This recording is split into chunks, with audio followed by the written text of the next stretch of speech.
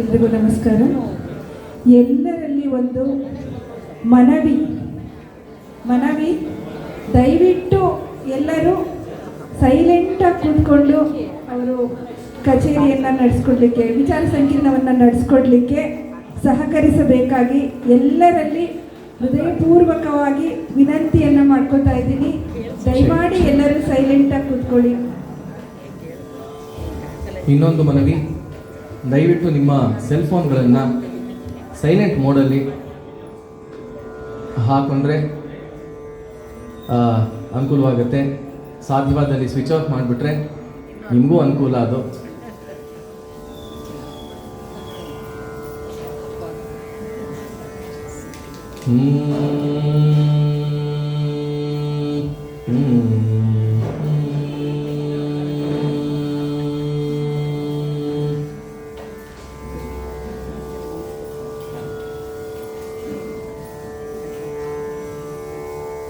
ಅಗಜಾನನ ಪದ್ಮಾರ್ಕಂ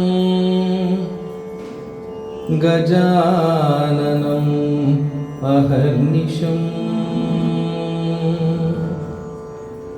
ಅನೇಕದಂ ತಂ ಭಕ್ತಾನಾಂ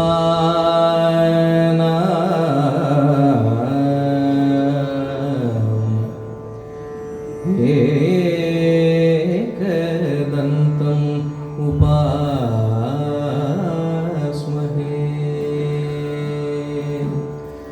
ಗುರುಬ್ರಹ್ಮ ಗುರುರ್ವಿಷ್ಣುಃ ಗುರುದೇವೋ ಮಹೇಶ್ವರಃ ಗುರು ಸಾಕ್ಷಾತ್ ಪರಬ್ರಹ್ಮ ತಸ್ಮೈ ಶ್ರೀ ಗುರವೇ ನಮಃ.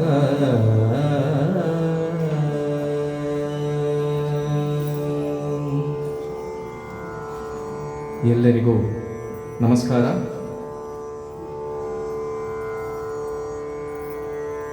ಇವತ್ತಿನ ಒಂದು ಟಾಪಿಕ್ ಶ್ಯಾಮಶಾಸ್ತ್ರಿಗಳು, ಅವರ ಜೀವನ, ಅವರ ಸಂಗೀತ ರಚನಾ ಶೈಲಿ, ಅದ್ರ ಬಗ್ಗೆ 1 ಗಂಟೆಗಳ ಕಾಲ, 1.25 ಗಂಟೆಗಳ ಕಾಲ ಅದ್ರ ಬಗ್ಗೆ ನಾವೆಲ್ಲ ಶ್ಯಾಮಶಾಸ್ತ್ರಿಗಳ ಒಂದು ಸಂಗೀತದ, ಅವರ ಒಂದು ಜೀವನದ ಸುಮಾರು 250 ವರ್ಷಗಳ ಹಿಂದೆ ಎಂಥ ಒಬ್ಬ ಮೇರು ನಾದ ಯೋಗಿ, ನಾದ ಸಂಗೀತ ಆರಾಧಕ, ನಮ್ಮ ಸಂಗೀತ ತ್ರಿಮೂರ್ತಿಗಳಲ್ಲಿ ಒಬ್ಬರಾದಂತಹ ಶ್ಯಾಮಶಾಸ್ತ್ರಿಗಳ ಬಗ್ಗೆ ನಾವು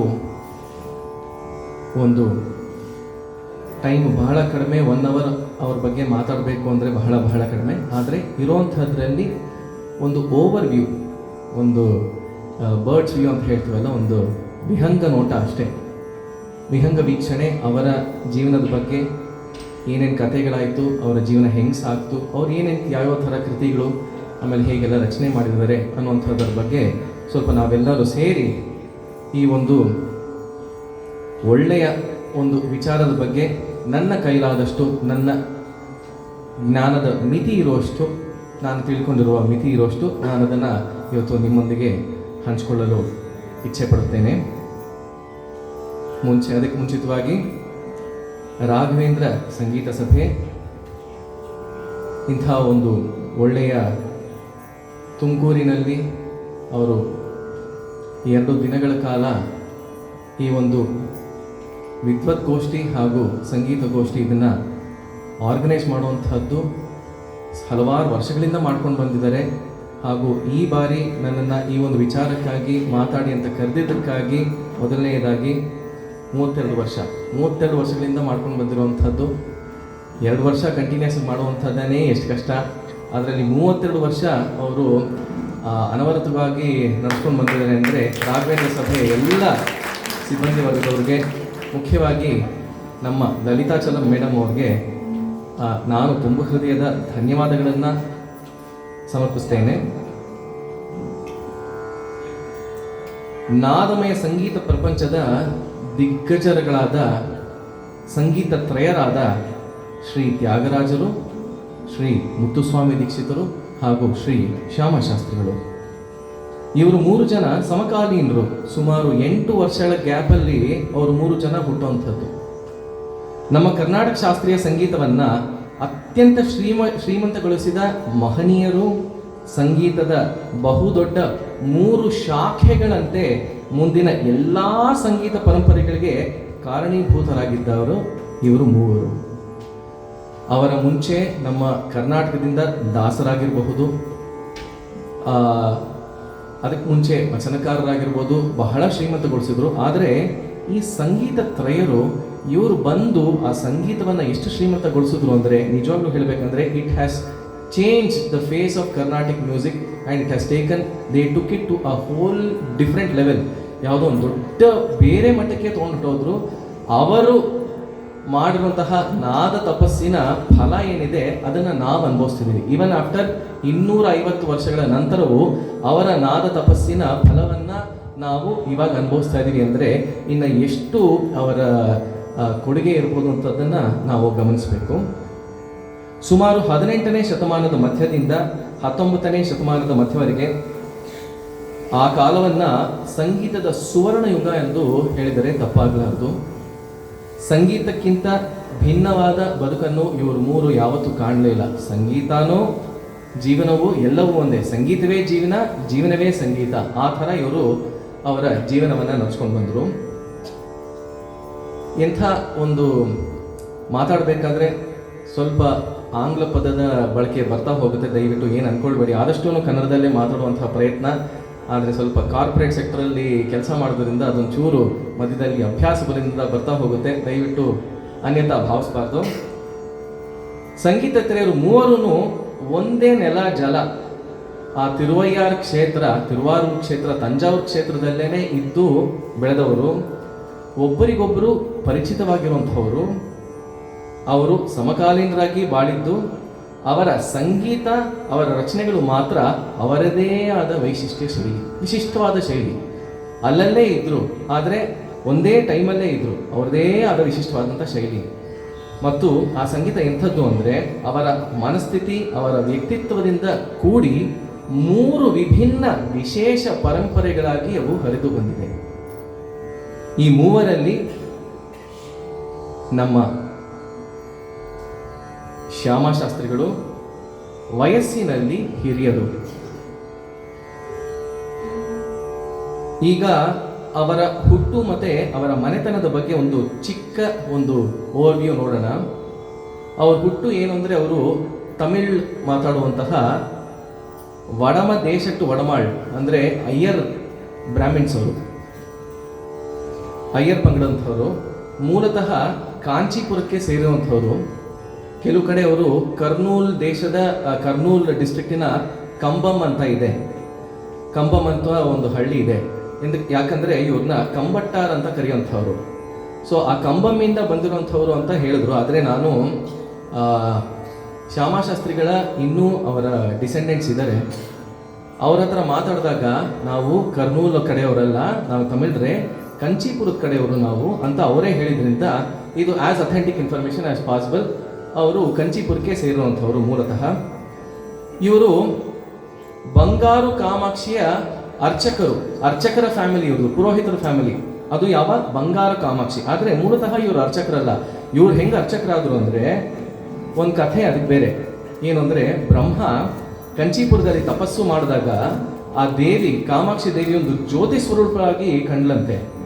ಬ್ರಹ್ಮನು ತಾನೇ ಬಂಗಾರದ ಒಂದು ಅಲಾಯ್ ಮೆಟಲಿಂದ, ಬಂಗಾರದ ಶೇಕಡ ಸ್ವಲ್ಪ ಜಾಸ್ತಿ ಇರುವಂತಹ ಒಂದು ಮೆಟಲಿಂದ ಆ ಕಾಮಾಕ್ಷಿಯ ವಿಗ್ರಹವನ್ನ ಮಾಡಿ ಅದಕ್ಕೆ ಬಂಗಾರು ಕಾಮಾಕ್ಷಿ ಅಂತ ಹೆಸರು ಬಂತಂತೆ.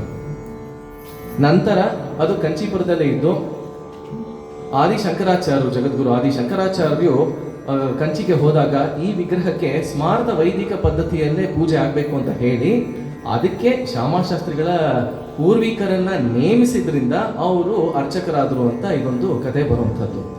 ಸೊ ಇವರು ಆಮೇಲೆ ಏನಾಗುತ್ತೆ ಅಂದರೆ, ವಿಜಯನಗರದ ಕಾಲದಕ್ಕೆ ಬಂದಾಗ ಎಷ್ಟೊಂದು ಅವಾಗ ಎಲ್ಲರಿಗೂ ಗೊತ್ತಿರುವಂಥದ್ದು ದಾಳಿಗಳಾಗ್ತಾ ಇರುತ್ತೆ. ವಿಜಯನಗರ ಸಾಮ್ರಾಜ್ಯ ಪತನವಾಗ್ತಾ ಹೋಗುತ್ತೆ. ಸಿಕ್ಕಾಪಟ್ಟೆ ದಾಳಿಗಳು.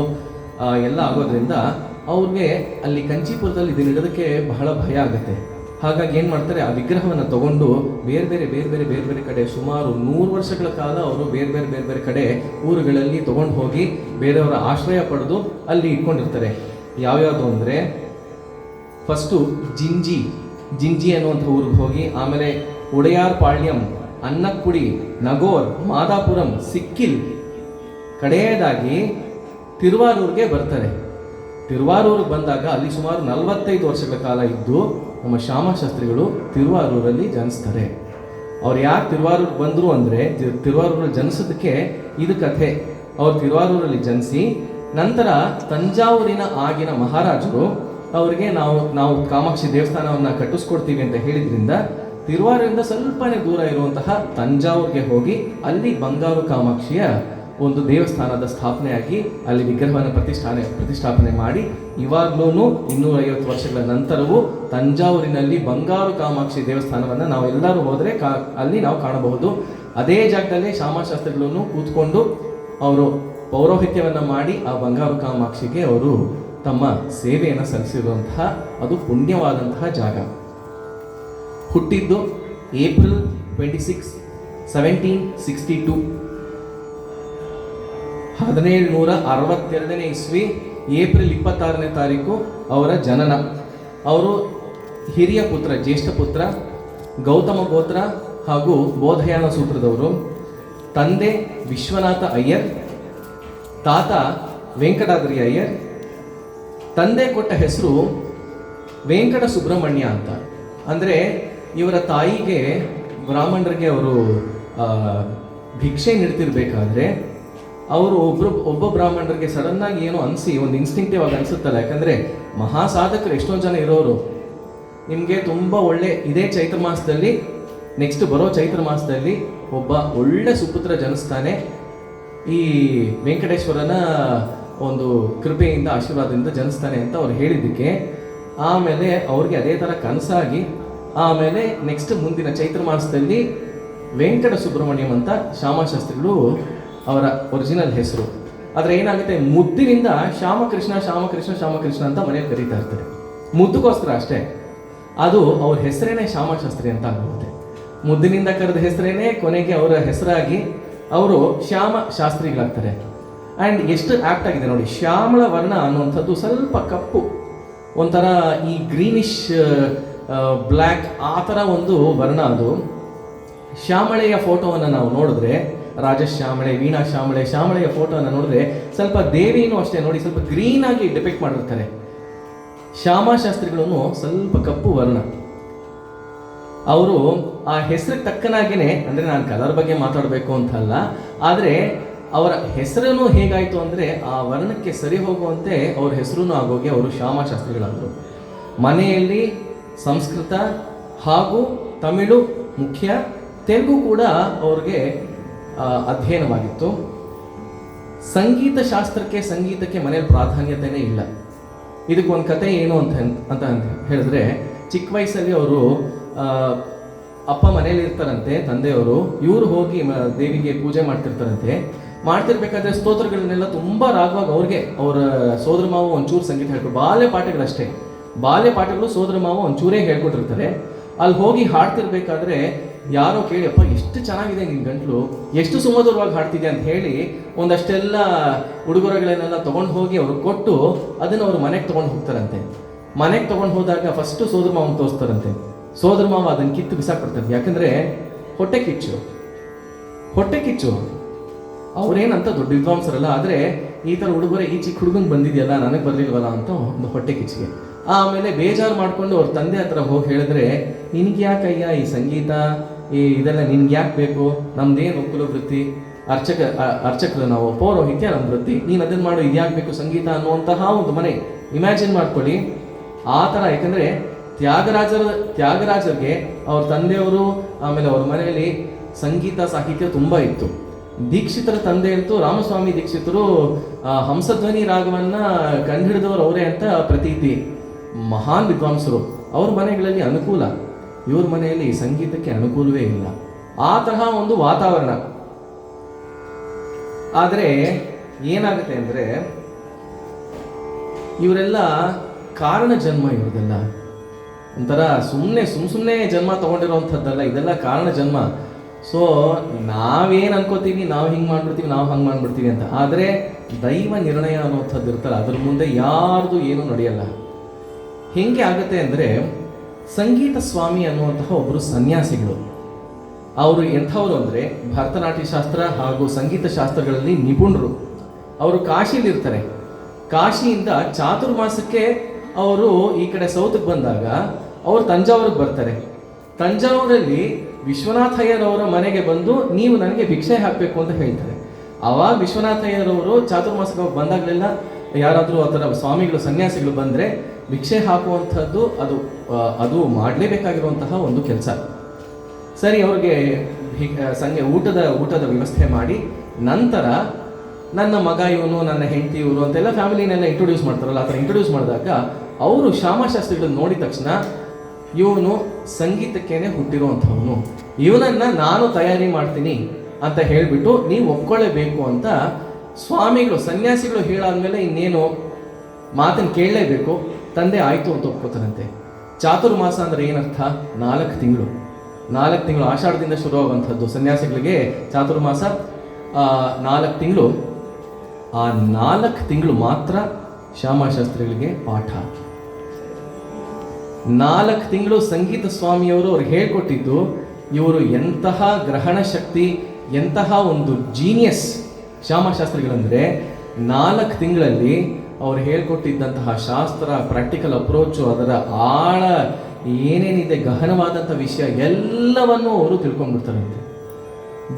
ನೀವು ನಂಬೋಂಗಿದ್ರೆ ನಂಬಬಹುದು, ಬೇಡ ಅಂದರೆ ಬಿಡ್ಬೋದು. ಆದರೆ ಇರುವಂತಹ ವಿಷಯ ಸತ್ಯ ಇದೆ. ಯಾಕಂದರೆ ತ್ಯಾಗರಾಜರಿಗೆ ಸೊಂಟಿ ವೆಂಕಟರಮಣ ಭಾಗವತರು ಗುರುಗಳಂತ ಗೊತ್ತು.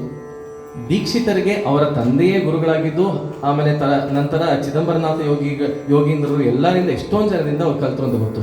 ಶ್ಯಾಮಶಾಸ್ತ್ರಿಗಳಿಗೆ ಸಂಗೀತ ಸ್ವಾಮಿಯವರು ಅವರೊಬ್ಬರೇ ಗುರುವಾಗಿ ಅವರೊಬ್ಬರೇನೆ. ಅದು 4 ತಿಂಗಳು. ಅದಾದಮೇಲೆ ಅವ್ರು ಏನು ಹೇಳ್ತಾರಂತೆ ಅಂದರೆ, ನನಗೆ ಗೊತ್ತಿರೋದೆಲ್ಲ ನಾನು ನಿಂಗೆ ಕೊಟ್ಟಿದ್ದೀನಪ್ಪ, ನನಗೆ ಕೊಟ್ಟಿದ್ದೀನಿ. ಇನ್ನು ನೀನು ಪಚ್ಚಿಮಿರಿಯಂ ಆದಿಯಪ್ಪಯ್ಯ ಯಾರು ಅಂದರೆ, ನಮ್ಮ ಕರ್ನಾಟಕ ಶಾಸ್ತ್ರೀಯ ಸಂಗೀತದಲ್ಲಿ ಭೈರವಿ ವರ್ಣ ಅಂತ ತಗೊಂಡ್ರೆ ಅದು ಅನ್ಡೌಟೆಡ್ಲಿ ವಿರಿಬೋಣಿ ಅಟ್ಟತಾಳದ ವರ್ಣ.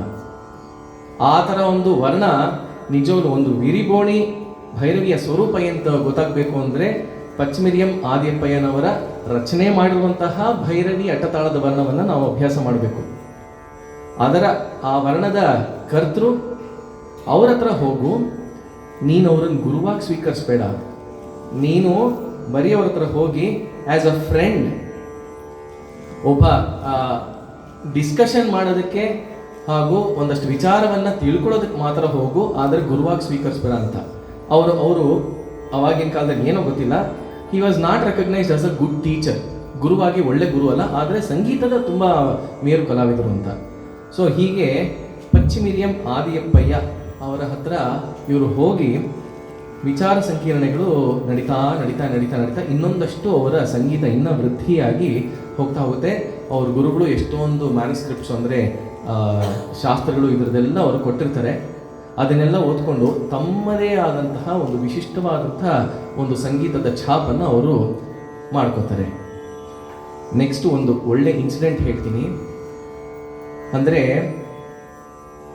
ಆ ಭಕ್ತಿಯಿಂದ ಹಾಗೂ ಅವರು ಎಷ್ಟು ಆ ಅಮ್ಮನವರಲ್ಲಿ ಭಗವತಿಯಲ್ಲಿ ಅವರು ತಮ್ಮನ್ನು ತಾವೇ ಸಮರ್ಪಣೆ ಮಾಡ್ಕೊಂಡಿದ್ರು ಅಂದರೆ, ಒಂದ್ಸತಿ ಹೀಗೆ ಪಚ್ಚಿಮಿರಿಯಂ ಆದಿಯಪ್ಪಯ್ಯನವರು ಹಾಗೂ ಶ್ಯಾಮಶಾಸ್ತ್ರಿಗಳು ಮಾತಾಡ್ತಿರ್ಬೇಕಾದ್ರೆ ಈ ಮನುಷ್ಯನಿಗೆ ಶ್ಯಾಮಶಾಸ್ತ್ರಿಗಳಿಗೆ ಸ್ವಲ್ಪ ಎಲೆ ಅಡಿಕೆ ಹಾಕೊಳ್ಳೋ ಹುಚ್ಚು. ನೀವು ಫೋಟೋಸ್ ಎಲ್ಲ ನೋಡಿದ್ರೆ ಶ್ಯಾಮಶಾಸ್ತ್ರಿಗಳ ಪಕ್ಕದಲ್ಲಿ ಒಂದು ಸಿಲ್ವರ್ ಕಲರ್ಡ್ ಡಬ್ಬ ಇರುತ್ತೆ, ಅದರಲ್ಲಿ ಎಲೆ ಅಡಿಕೆ ಇರುವಂಥದ್ದು. ಅವ್ರಿಗೆ ಅದೊಂದು ಅಭ್ಯಾಸ, ಎಲೆ ಅಡಿಕೆ ಹಾಕೊಳ್ಳುವಂಥದ್ದು. ಎಲೆ ಅಡಿಕೆ ಹಾಕ್ಕೊಂಡು ಮಾತಾಡ್ತಿರ್ಬೇಕಾದ್ರೆ ಹಾಕೊಂಡು ಹಂಗೆ ಮಾತಾಡ್ತಾ ಆ ರಸ ಇರುತ್ತಲ್ಲ, ಅದನ್ನು ಚರತ ಅಂತೀವಿ ಅನ್ಸುತ್ತೆ.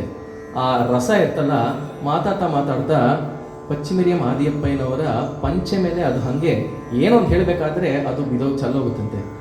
ಇವರು ಅಯ್ಯೋ ಮಹಾ ಅಪರಾಧ ಆಗೋಯ್ತು, ನನ್ನ ಎಂಜಿಲ್ಲು ನಿಮ್ಮ ಇದ್ರ ಮೇಲೆ ಬಿದ್ದಿದೆ, ಒಂದು ನಿಮಿಷ ಇರಿ, ನಾನು ಹೋಗಿ ನೀರು ತೊಗೊಂಡು ಬಂದು ಇದನ್ನೆಲ್ಲ ನಾನೇ ಕ್ಲೀನ್ ಮಾಡ್ಕೊಡ್ತೀನಿ ಅಂತ ಹೇಳಿದ್ದಕ್ಕೆ ಏನಂತಾರೆ ಆದಿಯಪ್ಪನವರು, ಬೇಡಪ್ಪ ಬೇಡ, ಈ ಒಂದು ಕಾರಣಕ್ಕೋಸ್ಕರ, ಈ ಒಂದು ದಿನಕ್ಕೋಸ್ಕರ ಇಷ್ಟು ದಿನದಿಂದ ನಾನು ಕಾಯ್ತಾ ಇದ್ದೆ, ಇದು ಸ್ವಯಂ ಕಾಮಾಕ್ಷಿಯ ಪ್ರಸಾದ, ನೀನು ಇದನ್ನು ನನ್ನಿಂದ ತಗೊಳ್ಬೇಡ ಅಂತ ಹೇಳುವಂಥದ್ದು. ಇನ್ನು ಶ್ಯಾಮಾಶಾಸ್ತ್ರಿಗಳು ಎಂಥವರು, ಆದಿಯಪ್ಪನವರು ಎಂಥವರು ಅಂತ ನಾವು ನೋಡ್ಬೋದು. ಅವರ ಸಂಗೀತದ ಬಗ್ಗೆ ಹೇಳಬೇಕು ಅಂದರೆ, ಇವಾಗ ಫಸ್ಟು ಇಷ್ಟು ಅವರ ಒಂದಷ್ಟು ಬೇಸಿಕ್ ಕಥೆಗಳು ಅವರ ಜೀವನದ ಬಗ್ಗೆ ಆಯಿತು. ಒಂದಷ್ಟು ಇವಾಗ ಸಂಗೀತದ ಬಗ್ಗೆ ಮುಖ್ಯವಾಗಿ ಬರ್ತಾ ಹೋಗೋಣ. ಅವರ ರಚನೆ ಏನು, ಅವರ ಶೈಲಿ ಏನು. ತುಂಬ ನೋವು ಏನು ಅಂದರೆ, ಶ್ಯಾಮಾಶಾಸ್ತ್ರಿಗಳು ಹೇಳಿರುವಂಥದ್ದು ಸುಮಾರು 300 ರಚನೆಗಳನ್ನು ಮಾಡಿದ್ದಾರೆ ಅಂತ. ಆದರೆ ನಮಗೆ ಲಭ್ಯ ಇರುವಂಥದ್ದು ಒಂದು 80-90 ಮಾತ್ರ. ಅಷ್ಟೂ ಇವಾಗ ಸ್ಕ್ರಿಪ್ಟ್ ಇದೆಯೋ ಅಥವಾ ನೊಟೇಷನ್ ಇದೆಯೋ ಅದು ಗೊತ್ತಿಲ್ಲ, ಬಟ್ ಲಭ್ಯ ಇರುವಂಥದ್ದು ಬಿಟ್ವೀನ್ 80-90 ಅಷ್ಟೇ ಅಂತ. ಇದಕ್ಕೆ ಮುಖ್ಯ ಕಾರಣಗಳು 2 ಅಂತ ಹೇಳ್ತಾರೆ. ಒಂದು, ಶಿಷ್ಯ ಸಂಪತ್ತು. ಅವಾಗೆಲ್ಲ ಹರಡಬೇಕು ಅಂದರೆ ಶಿಷ್ಯರೇ ಅವರ ಸಂಪತ್ತಲ್ಲ ಗುರುವಿಗೆ. ಶಿಷ್ಯ ಸಂಪತ್ತು ತ್ಯಾಗರಾಜರಿಗೆ, ದೀಕ್ಷಿತರಿಗೆ ಇದ್ದ ಹಾಗೆ ಶ್ಯಾಮಾಶಾಸ್ತ್ರಿಗಳಿಗೆ ಇರಲಿಲ್ಲ. ಆ ಒಂದು ಸಂಪತ್ತಿರಲಿಲ್ಲ. ಇದ್ದರೂ ಒಂದಷ್ಟು ಜನ ಒಳ್ಳೊಳ್ಳೆ ಶಿಷ್ಯರಿದ್ದರು, ಬಟ್ ಲಿಮಿಟೆಡ್. ಆಮೇಲೆ ಇವರು ತುಂಬ ಹೇಳ್ಕೊಡ್ಬೇಕು ಅನ್ನುವಂತಹ ಒಂದು ಮನಸ್ಥಿತಿ ಏನಿರಲಿಲ್ಲ. ಇವರು ವೃತ್ತಿಯಿಂದ ಅರ್ಚಕರು, ಪುರೋಹಿತರು. ಸೊ ಆ ವೃತ್ತಿಯನ್ನು ಅವರು ಮಾಡಿಬಿಟ್ಟು ಆಮೇಲೆ ಮಧ್ಯಾಹ್ನಕ್ಕೆ ಎಲ್ಲ ಜನರು ಹೋಗಾದ್ಮೇಲೆ ಅವರಾಯಿತು, ಅವ್ರ ಭಗವತಿ ಆಯಿತು, ಅವ್ರ ಭಗವತಿ ಆಯಿತು, ಅವರಾಯಿತು. ಅವರೇ ಹಾಡಿ ಹಾಡಿ ಹಾಡಿ ಹಾಡಿ ಹಾಡಿ ಅಮ್ಮನಿಗೆ, ಆ ಭಗವತಿಗೆ ಇವರು ನಾದ ಸಂಗೀತ ಸಮರ್ಪಣೆ. ಅವರು ಮೊದಲು ರಚನೆ ಮಾಡಿದ್ದು ಜನನಿ ನತಜನ ಪರಿಪಾಲಿನಿ ಪಾಹಿಮಾಂ ಭವಾನಿ ಅಂತ ಸಾವೇರಿ ರಾಗದಲ್ಲಿ ಅವರು ಸಂಸ್ಕೃತದಲ್ಲಿ ಮೊದಲು ರಚನೆ ಮಾಡ್ತಾರೆ. ಅವರು ರಚನೆ 3 ಭಾಷೆಯಲ್ಲಿ ಮಾಡಿದ್ದಾರೆ, ಸಂಸ್ಕೃತ, ತೆಲುಗು, ತಮಿಳು. ಆದರೆ ಮುಖ್ಯವಾಗಿ ಅವರು ರಚನೆ ಮಾಡಿರುವಂಥದ್ದು ತೆಲುಗಿನಲ್ಲಿ. ಹೇಗೆ ಅಯ್ಯರ್ರವರು ತಮಿಳರು ತೆಲುಗಿನಲ್ಲಿ ಮಾಡಿದ್ರು ಅಂದರೆ, ತೆಲುಗು ಅನ್ನುವಂಥ ಭಾಷೆ ಏನಿದೆ ಅದು ಹಾಡಿಕೆಗೆ, ಸಂಗೀತಕ್ಕೆ ತುಂಬ ಒಂಥರ ನ್ಯಾಚುರಲ್ ಆಗಿ ಒಗ್ಗುತ್ತೆ.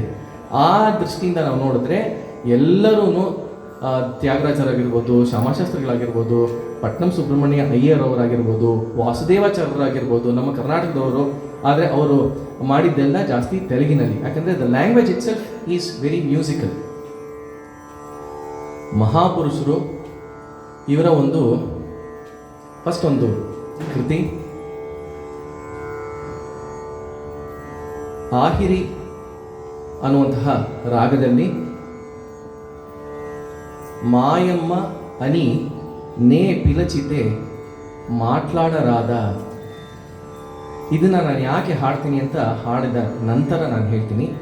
ಯಾವುದನ್ನು ತುಂಬ ದೀರ್ಘವಾಗಿ ಹಾಡಲ್ಲ, ಯಾಕಂದರೆ ಮುಖ್ಯವಾಗಿ ವಿಚಾರ ಸಂಕಿರಣ ಇರೋದ್ರಿಂದ ಎಲ್ಲದರ ಒಂದು ಚುಟುಕುಗಳನ್ನು ನಾನು ತೋರಿಸ್ತಾ ಹೋಗ್ತೀನಿ.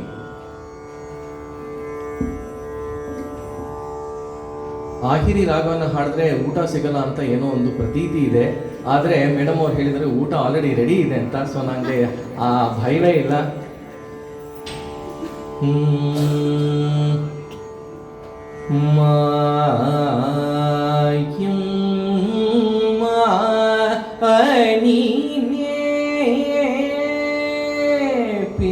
ಪಿಲಚಿತೆ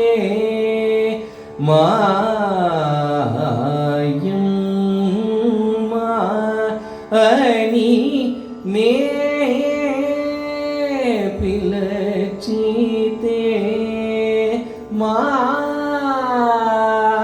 ಮಾట్లాಡ ರಾದ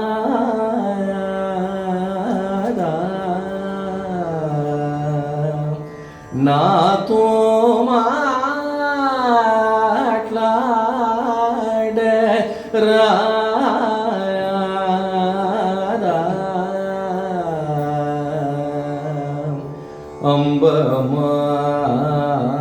ಅಂಬಮಾಯಮ್ಮ ಅನಿ ನೇ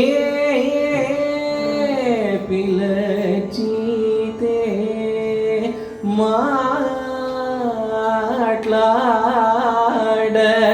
ರಾದ ಅಂಬಮಾಯಮ್ಮ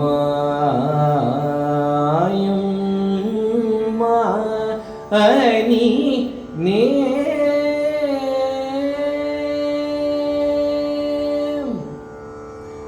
ಅನುಪಲ್ಲವಿ.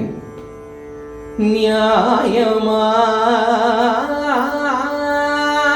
ಮೀನಾಕ್ಷಂ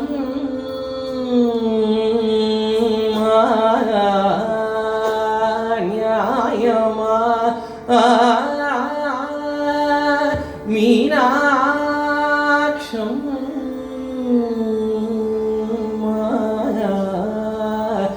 ನಿನ್ನು ವೀಣಾ വേരേതി കേവരം നിന്നു വീണ വേരേതി കേവരം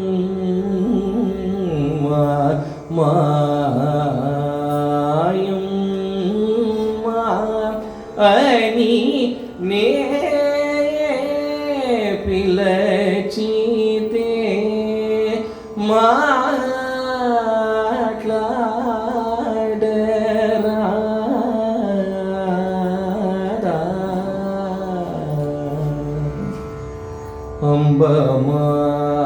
అంబమాయం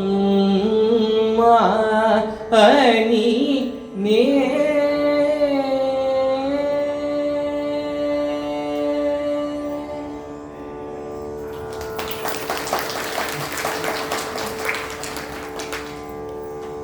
ಎಲ್ಲ ಕೃತಿಗಳು ಇದೇ ಭಾವ. ಮಾ ಅಮ್ಮ, ಮಾಯಮ್ಮ ಅಂದರೆ ಮಾಯಮಾಟ ಅಲ್ಲ, ಮಾ ಅಮ್ಮ ಅನಿ ನೇ ಪಿಲಚಿತೆ ಮಾట్లాಡರಾದ. ಅಮ್ಮ ನಮ್ಮಮ್ಮ ಅಂತ ನಾನು ಕರೆದ್ರೆ ಮಾತಾಡಕ್ಕಾಗಲ್ವಾ? ನ್ಯಾಯಮ ಮೀನಾಕ್ಷಮ್ಮ, ನ್ಯಾಯಮ ಕ್ವೆಶನ್ ಮಾರ್ಕು, ಇದು ನ್ಯಾಯನಾ ನಿನಗೆ? ಮೀನಾಕ್ಷಿ ಇದು ನ್ಯಾಯನಾ? ನಿನ್ನೂ ವಿನ ಬೇರೆ ದಿಕ್ಕೆ ಬರಮ್ಮ, ನಿನ್ ಬಿಟ್ರೆ ನನಗಿನ್ಯಾರಮ್ಮ ದಿಕ್ಕು? ನಾನು ಅಮ್ಮ ಅಂತ ಕರೆದ್ರೆ ಒಂದು ಮಾತಾಡೋಕ್ಕಾಗಲ್ವಾ ಅಂತ ಅವರ ಎಲ್ಲ ಕೃತಿಗಳೂ ಇದೇ ಭಾವ.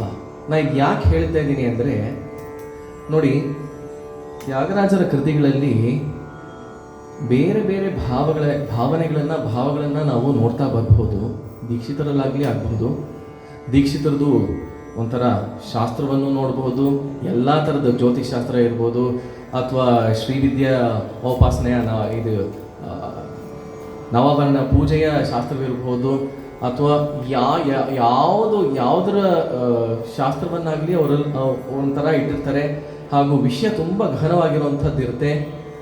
ತ್ಯಾಗರಾಜರು ಎಲ್ಲ ಥರದ ಎಮೋಷನ್ಸು ಎಲ್ಲ, ಅಂದರೆ ರಾಮನನ್ನು ಬೈದಾಕ್ಬಿಟ್ಟಿದ್ದಾರೆ, ರಾಮನನ್ನು ಮುದ್ದು ಮಾಡಿಬಿಟ್ಟಿದ್ದಾರೆ, ರಾಮನನ್ನು ಒಂಥರ ತುಂಬ ಸರ್ಕ್ಯಾಸ್ಟಿಕ್ ಆಗಿ ಮಾತಾಡ್ಸಿದ್ದಾರೆ.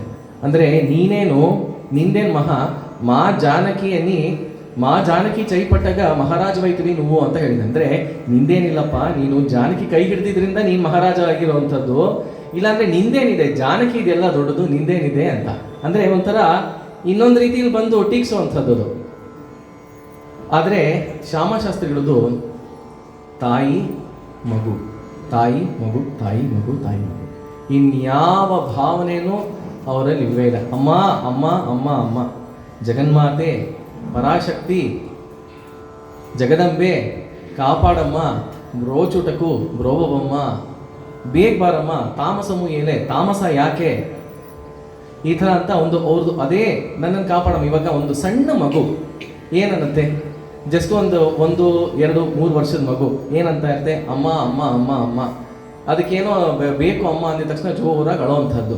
ಇದೇ ಭಾವನೆ ಒಂದು ಸಣ್ಣ ಮಗು ಆಮೇಲೆ ತಾಯಿ ನಡುವಿನ ಒಂದು ಏನು ಆ ಒಂದು ಮುಗ್ಧತೆಯ ಆ ವಾತ್ಸಲ್ಯದ ಒಂದು ಭಾವನೆ ಏನಿದೆ, ಅದನ್ನು ಇವರು ಎಕ್ಸ್ಪೆಕ್ಟ್ ಮಾಡ್ತಾ ಮಾಡ್ತಾ ಮಾಡ್ತಾ ಮಾಡಿರುವಂತಹ ರಚನೆಗಳು. ಶ್ಯಾಮಶಾಸ್ತ್ರದ್ದು ಎಲ್ಲ ಕೃತಿಗಳನ್ನು ಇದೇ ಒಂದು ತಾಯಿ ಮಗುವಿನ ಭಾವನೆ.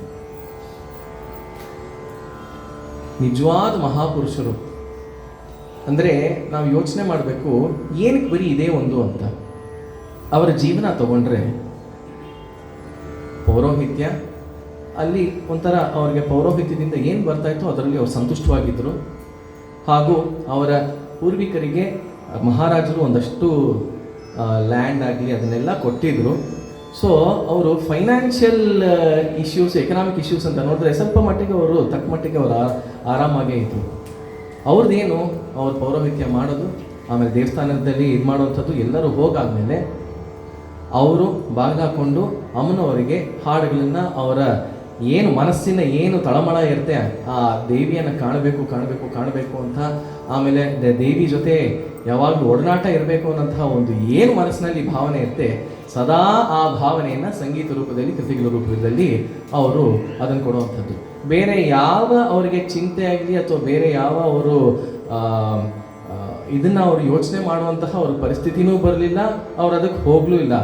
ಏನೋ ರಾಜರನ್ನ ಇದು ಮಾಡಬೇಕು, ನಾವು ಪ್ರೈಸ್ ಮಾಡಬೇಕು, ರಾಜಾಶ್ರಯ ತಗೊಳ್ಬೇಕು, ಅದೆಲ್ಲ ಏನೂ ಇಲ್ಲ. ನನಗೂ ಇದು ಬೇಡ, ಏನು ಬೇಡ, ಏನು ಬಂದಿದೆಯೋ ಅಮ್ಮನವರ ಭಗವತಿಯ ಕೃಪೆಯಿಂದ ನಂಗೆ ಅಷ್ಟು ಸಾಕು, ನಾನು ಅವಳು ಆರಾಧನೆ ಮಾಡ್ತಾ ಇರ್ತೀನಿ, ಇದಷ್ಟೇ ಅವ್ರಿಗೆ ತಲೆಯಲ್ಲಿ. ಆದ್ರಿಂದ ರಸಭಾವವನ್ನು ನೋಡಿದ್ರೆ ತ್ರಿಮೂರ್ತಿಗಳಲ್ಲಿ ತ್ಯಾಗರಾಜರದ್ದು ದ್ರಾಕ್ಷಾರಸ ಅಂತ ಹೇಳ್ತೀವಿ. ಅಂದರೆ ದ್ರಾಕ್ಷಿ ಹೋಲಿಸಿದರೆ, ನೀವು ದ್ರಾಕ್ಷಿನ ಬಾಯಿಗೆ ಹಾಕೊಂಡ್ರೆ ಸಿಪ್ಪೆ ತೆಗಿಬೇಕಾಗಿಲ್ಲ, ಒಂದ್ಸತಿ ಹಿಂಗೆ ಅಗದ್ರೆ ಸಾಕು, ರಸ ಒಳಗಡೆ ಹೋಗ್ತಾ ಇರ್ತೀವಿ ಇಮ್ಮಿಡಿಯೇಟ್. ಅಂದರೆ ಅಷ್ಟು ಈಸಿ. ಸ್ವಲ್ಪ ತ್ಯಾಗರಾಜರ ಕೃತಿಗಳನ್ನ ನಾವು ಅದರ ರಸಾನುಭವ ಮಾಡೋಕೊಳ್ಳುವಂಥದ್ದು ತುಂಬ ಸುಲಭ. ದೀಕ್ಷಿತರದ್ದು ನಾರಿಕೇಳ ರಸ ಅಂತಾರೆ. ಅಂದರೆ ಹೊರಗಡೆ ತೆಂಗಿನಕಾಯಿ ತೊಗೊಂಡ್ರೆ ಹೊರಗಡೆ ಭಾರಿ ಗಟ್ಟಿ, ಹೊಡಿಬೇಕು. ಯಾಕೆ? ಅಷ್ಟು ಶಾಸ್ತ್ರದ ಒಂದು ಕೋಟೆನೇ ಕಟ್ಬಿಟ್ಟಿರ್ತಾರೆ. ಆಮೇಲೆ ಅಷ್ಟು ಇದ್ರ ಸಾಹಿತ್ಯ ಇರುತ್ತೆ, ತುಂಬ ಹುಷಾರಾಗಿ ಹಾಡಬೇಕು. ದೀಕ್ಷಿತರದ್ದು ಕೃತಿಗಳನ್ನೆಲ್ಲ ನಾವು ಅಷ್ಟು ಈಸಿಯಾಗಿ ಒಂಥರ ತೇರಿಸ್ಕೊಂಡೆಲ್ಲ ಹಾಡೋದಕ್ಕೆ ಗೊತ್ತಿಲ್ಲದೆ, ಅರ್ಥ ಗೊತ್ತಿಲ್ಲದೆ ಹಾಡೋದಕ್ಕೆಲ್ಲ ಸಾಧ್ಯನೇ ಇಲ್ಲ. ಶ್ಯಾಮಶಾಸ್ತ್ರಿಗಳದ್ದು ನಡುವಿನಂಥದ್ದು. ಅಂದರೆ ಕದಳಿ ಹಣ್ಣು, ಅಂದರೆ ಬಾಳೆಹಣ್ಣು, ಕದಳಿ ಫಲ ಬಾಳೆಹಣ್ಣು. ಏನಂದರೆ ನೀವು ಬಾಳೆಹಣ್ಣನ್ನು ಒಂದ್ಸತಿ ತಿನ್ಬಿಡಕ್ಕಾಗಲ್ಲ, ಸಿಪ್ಪೆ ತೆಗಿಬೇಕು. ಆದರೆ ಸಿಪ್ಪೆ ತೆಗೆದಷ್ಟು ಕಷ್ಟ ಅಲ್ಲ, ನಾರಿಕೇಳದಷ್ಟು ಹೊಡಿಬೇಕಾಗಿಲ್ಲ, ಸಿಪ್ಪೆ ತೆಗೆದುಬಿಡ್ಬೋದು. ಸಿಪ್ಪೆ ತೆಗೆದು ಆಮೇಲೆ ಆ ನಾರೆಲ್ಲ ತೆಗೆದುಬಿಟ್ಟು ನಾವು ತಿಂತಾ ಇದ್ರೆ ಅದರ ಎಷ್ಟು ಚೆನ್ನಾಗಿರುತ್ತೋ ಅದರದ್ದು ರಸಾನುಭವ. ಸೊ ಈ ಥರ ಕಂಪೇರ್ ಮಾಡಿದ್ದಾರೆ. ಅವರ ಅಂಕಿತ ಶ್ಯಾಮಕೃಷ್ಣ, ಎಷ್ಟೊಂದು ಕಡೆ ಶ್ಯಾಮಕೃಷ್ಣ ಸೋದರಿ ಅಂತ ಬರುತ್ತೆ, ಎಷ್ಟೊಂದು ಕಡೆ ಶ್ಯಾಮಕೃಷ್ಣ ಅಂತಾನೆ ಬರುತ್ತೆ. Extremely creative person. ರಾಗ, ತಾಳ, ಸ್ವರ ಹಾಗೂ ಮ್ಯಾಥಮೆಟಿಕಲ್ ಸ್ಟ್ರಕ್ಚರ್ಸ್ನ ಸಂಯೋಗ ಎಷ್ಟು ಚೆನ್ನಾಗಿ ಮಾಡಿದ್ದಾರೆ ಅಂತ ಹೇಳಿದ್ರೆ ಅದರದ್ದು ಒಂದಷ್ಟು ಎಕ್ಸಾಂಪಲ್ಸ್ ನಾನು ಕೊಡ್ತಾ ಹೋಗ್ತೀನಿ. ಫಾರ್ ಎಕ್ಸಾಂಪಲ್, ಓ ಜಗದಂಬ ಅನ್ನುವಂಥದ್ದು ಆನಂದ ಭೈರವಿ ರಾಗದ ಒಂದು ಅತ್ಯದ್ಭುತ ರಚನೆ. ಅದರಲ್ಲಿ ಶ್ಯಾಮಶಾಸ್ತ್ರಿಗಳ ಇಷ್ಟೊಂದು ಕೃತಿಗಳಲ್ಲಿ ಸ್ವರ ಸಾಹಿತ್ಯ ಅಂದರೆ ಚಿಟ್ಟೆ ಸ್ವರ, ಆಮೇಲೆ ಅದಕ್ಕೆ ಸಾಹಿತ್ಯನೂ ಇರುತ್ತೆ. ಅದರ ಒಂದು ಸ್ವರ ಸಾಹಿತ್ಯದ ಒಂದು ಇದನ್ನು ಕೊಡ್ತೀನಿ, ಆಮೇಲೆ ಮ್ಯಾಥಮೆಟಿಕಲ್ ಸ್ಟ್ರಕ್ಚರ್ಸ್ ಕೊಡೋಣ.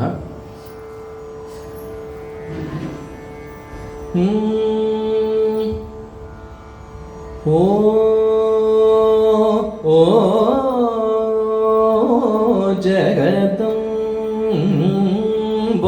ಜಗದಂಬಾನನ್ನು ಅಂಬ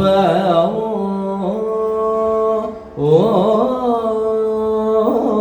ಜಗದಂಬಾ ನನ್ನು ನೀವು ಜವಮುನ ಬ್ರೋ ಅಂಬ ಓ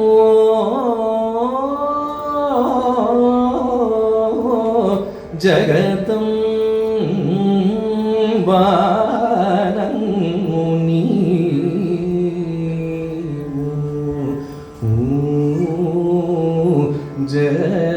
ಜವಮುನ ಬ್ರೋ ಅಂಬ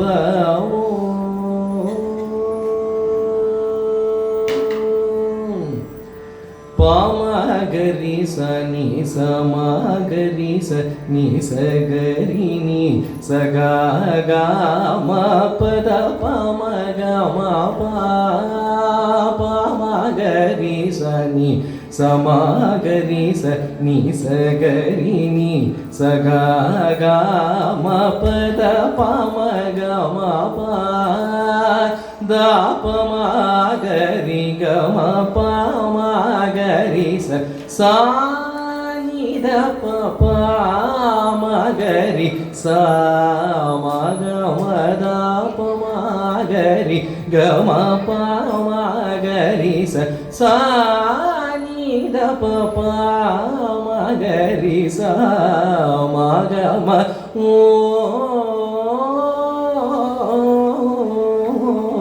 ಜಗದಂ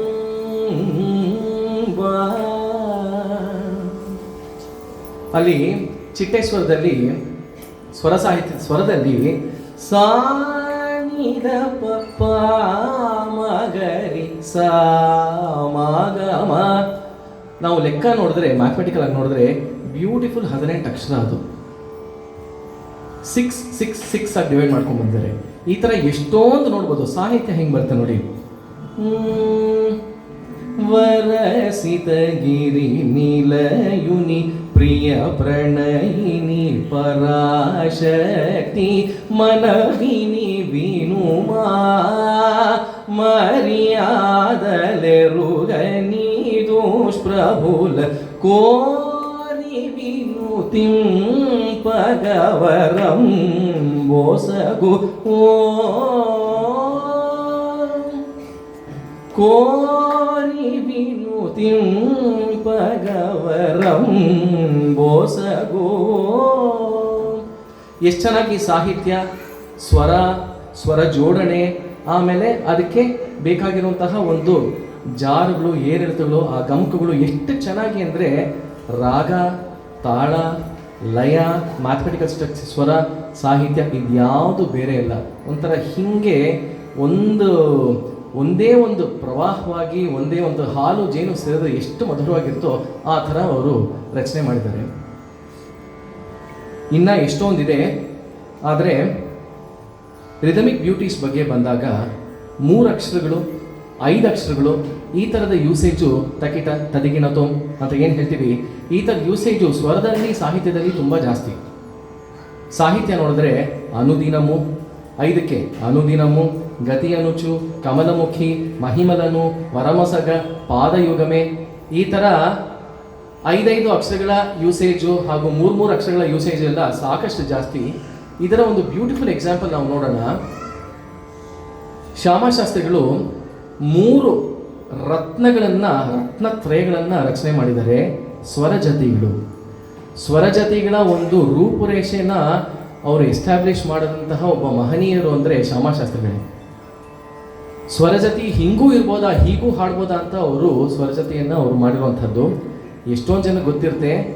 ಕಾಮಾಕ್ಷಿ ಭೈರವಿ ರಾಗದ ಸ್ವರಜತಿ, ರಾವೆ ಹಿಮಗಿರಿ ಕುಮಾರಿ ತೋಡಿ ರಾಗದ್ದು, ಹಾಗೂ ಮತ್ತೆ ಇನ್ನೊಂದು ಕಾಮಾಕ್ಷಿ ಯದುಕುಲ ಕಾಂಬೋದಿ ರಾಗದಲ್ಲಿ ಈ 3 ರತ್ನತ್ರಯಗಳನ್ನು ಮಾಡಿರುವಂಥದ್ದು. ಅದರಲ್ಲೂ ಕಾಮಾಕ್ಷಿ ಭೈರವಿ ಸ್ವರಜತಿ ಅಂತೂ ಬಹಳ ಪಾಪ್ಯುಲರು. ಯದುಕುಲ ಕಾಂಬೋದಿ ಸ್ವಲ್ಪ ತುಂಬಾನೇ ಕಡಿಮೆ ಹಾಡುವಂಥದ್ದು. ಮಧ್ಯದಲ್ಲಿ ಸ್ವಲ್ಪ ಇರುವಂಥದ್ದು ರಾವೆ ಹಿಮಗಿರಿ ಕುಮಾರಿ. ಈ ರಾವೆ ಹಿಮಗಿರಿ ಕುಮಾರಿ ತೋಡಿ ರಾಗದಲ್ಲಿ ರಚನೆಯಾಗಿದ್ದು, ಅದನ್ನು ಒಂದು 3-4 ಅದರ ಸ್ವರಗಳನ್ನು ಹಾಡಿ ತೋರಿಸ್ತೇನೆ. ಶ್ಯಾಮಶಾಸ್ತ್ರಿಗಳ ವಾಯ್ಸು ನನ್ನ ಪ್ರಕಾರ ಬಹಳ ಗಂಭೀರವಾದಂಥ ಬೇಸ್ ವಾಯ್ಸ್ ಅನಿಸುತ್ತೆ.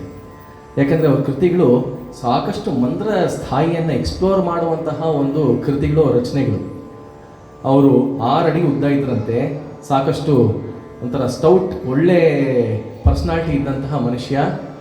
ಅವರು ನಡ್ಕೊಂಡು ಹೋಗ್ತಿದ್ರೆ ವಿಭೂತಿ ಆಮೇಲೆ ಕುಂಕುಮವನ್ನು ಧರಿಸ್ಕೊಂಡು ವಾಕಿಂಗ್ ಸ್ಟಿಕ್ ಇಟ್ಕೊಂಡು ನಡ್ಕೊಂಡು ಹೋಗ್ತಿದ್ರೆ ಜನ ಬಂದು ಕಾಮಾಕ್ಷಿ ಬಂದ ಅಂತ ರೋಡಲ್ಲಿ ನಮಸ್ಕಾರ ಮಾಡ್ಕೊಂಡು ಹೋಗೋರು ಅಂತ ಇದನ್ನು ನೋಡಿರುವಂತಹ ಎಕ್ಸಾಂಪಲ್ಸು ಅಥವಾ ಇದರ ವಿಚಾರವಾಗಿ ಡಾಕ್ಯುಮೆಂಟ್ ಆಗಿದೆ. ರಾವೆ ಹಿಮಗಿರಿ ಕುಮಾರಿ ಮಂದಿರದಲ್ಲಿ ಸ್ಟಾರ್ಟ್ ಆಗುತ್ತೆ ನೋಡಿ. ರಾವೆ ಹಿಮಗಿರಿ ಕುಮಾರಿ ಕಂಚಿ ಕಾಮಾಕ್ಷಿ ಅಂಬರಾವೆ ಹಿಮಗಿರಿ ಕುಮಾರಿ ಕಂಚಿ ಕಾಮಾಕ್ಷಿ ವರದಾ मनवि विनवं शुभमिं मायं वरावे हिमगिरि कुमारी कंची कामाक्षि वरदा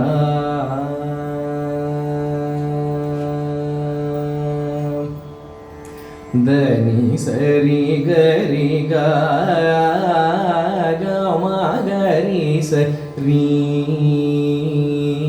రి సని సదా సాని రావే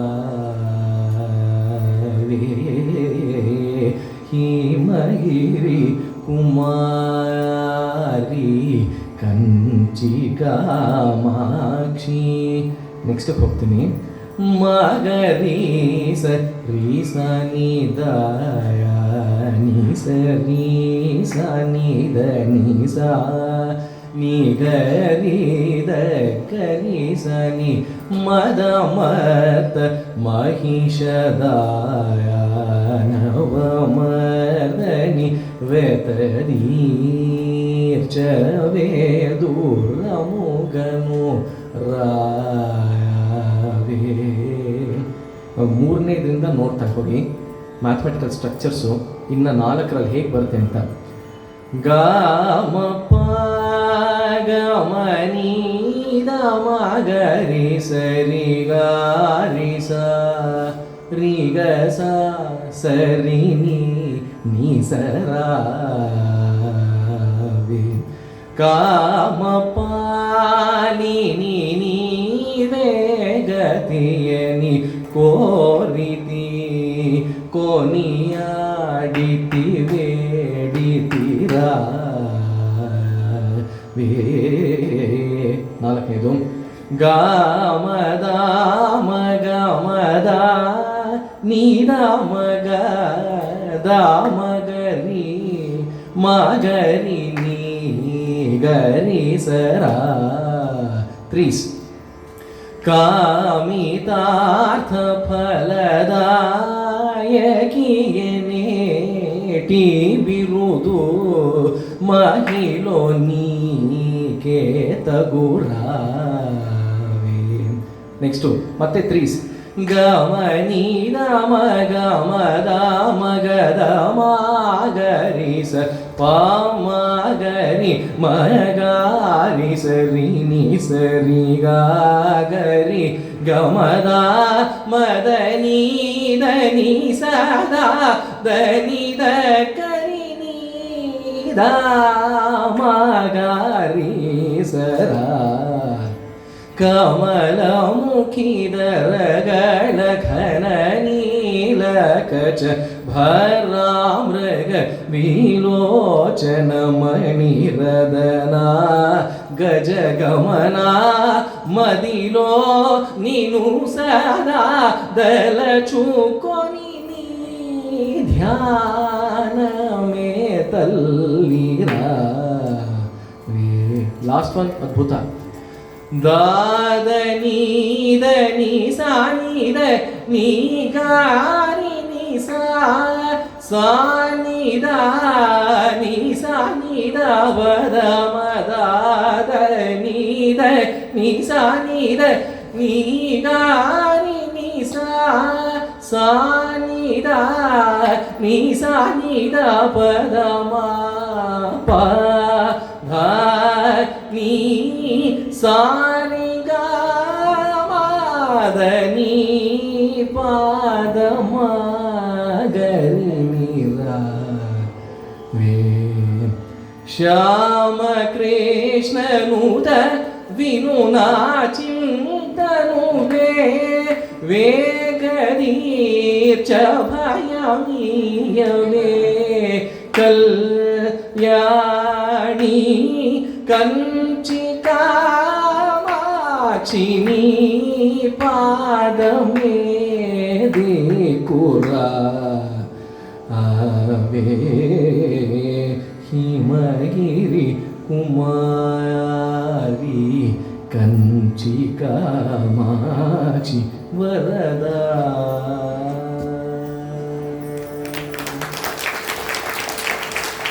ಕಲ್ಯಾಣಿ ಕಂಚಿ ಕಾಮಾಕ್ಷಿ ನೀ ಪಾದಮೇ ದಿಕ್ಕು ಎಲ್ಲ ಮೂರು 60 ಅಕ್ಷರದ ಲೆಕ್ಕ ಅದು ಲಾಸ್ಟಲ್ಲಿ. ಅಂದರೆ ಲೆಕ್ಕ ಅಂದರೆ ಮ್ಯಾಥಮೆಟಿಕ್ಸ್ ಆಗಿ ನೋಡ್ಬೋದು, ಏಸ್ಥೆಟಿಕ್ ಆಗಿ ಎಷ್ಟು ಕಂಚಿ ಕಾಮಾಕ್ಷಿ ನೀ ಪಾದಮೇ ದಿಕ್ಕು.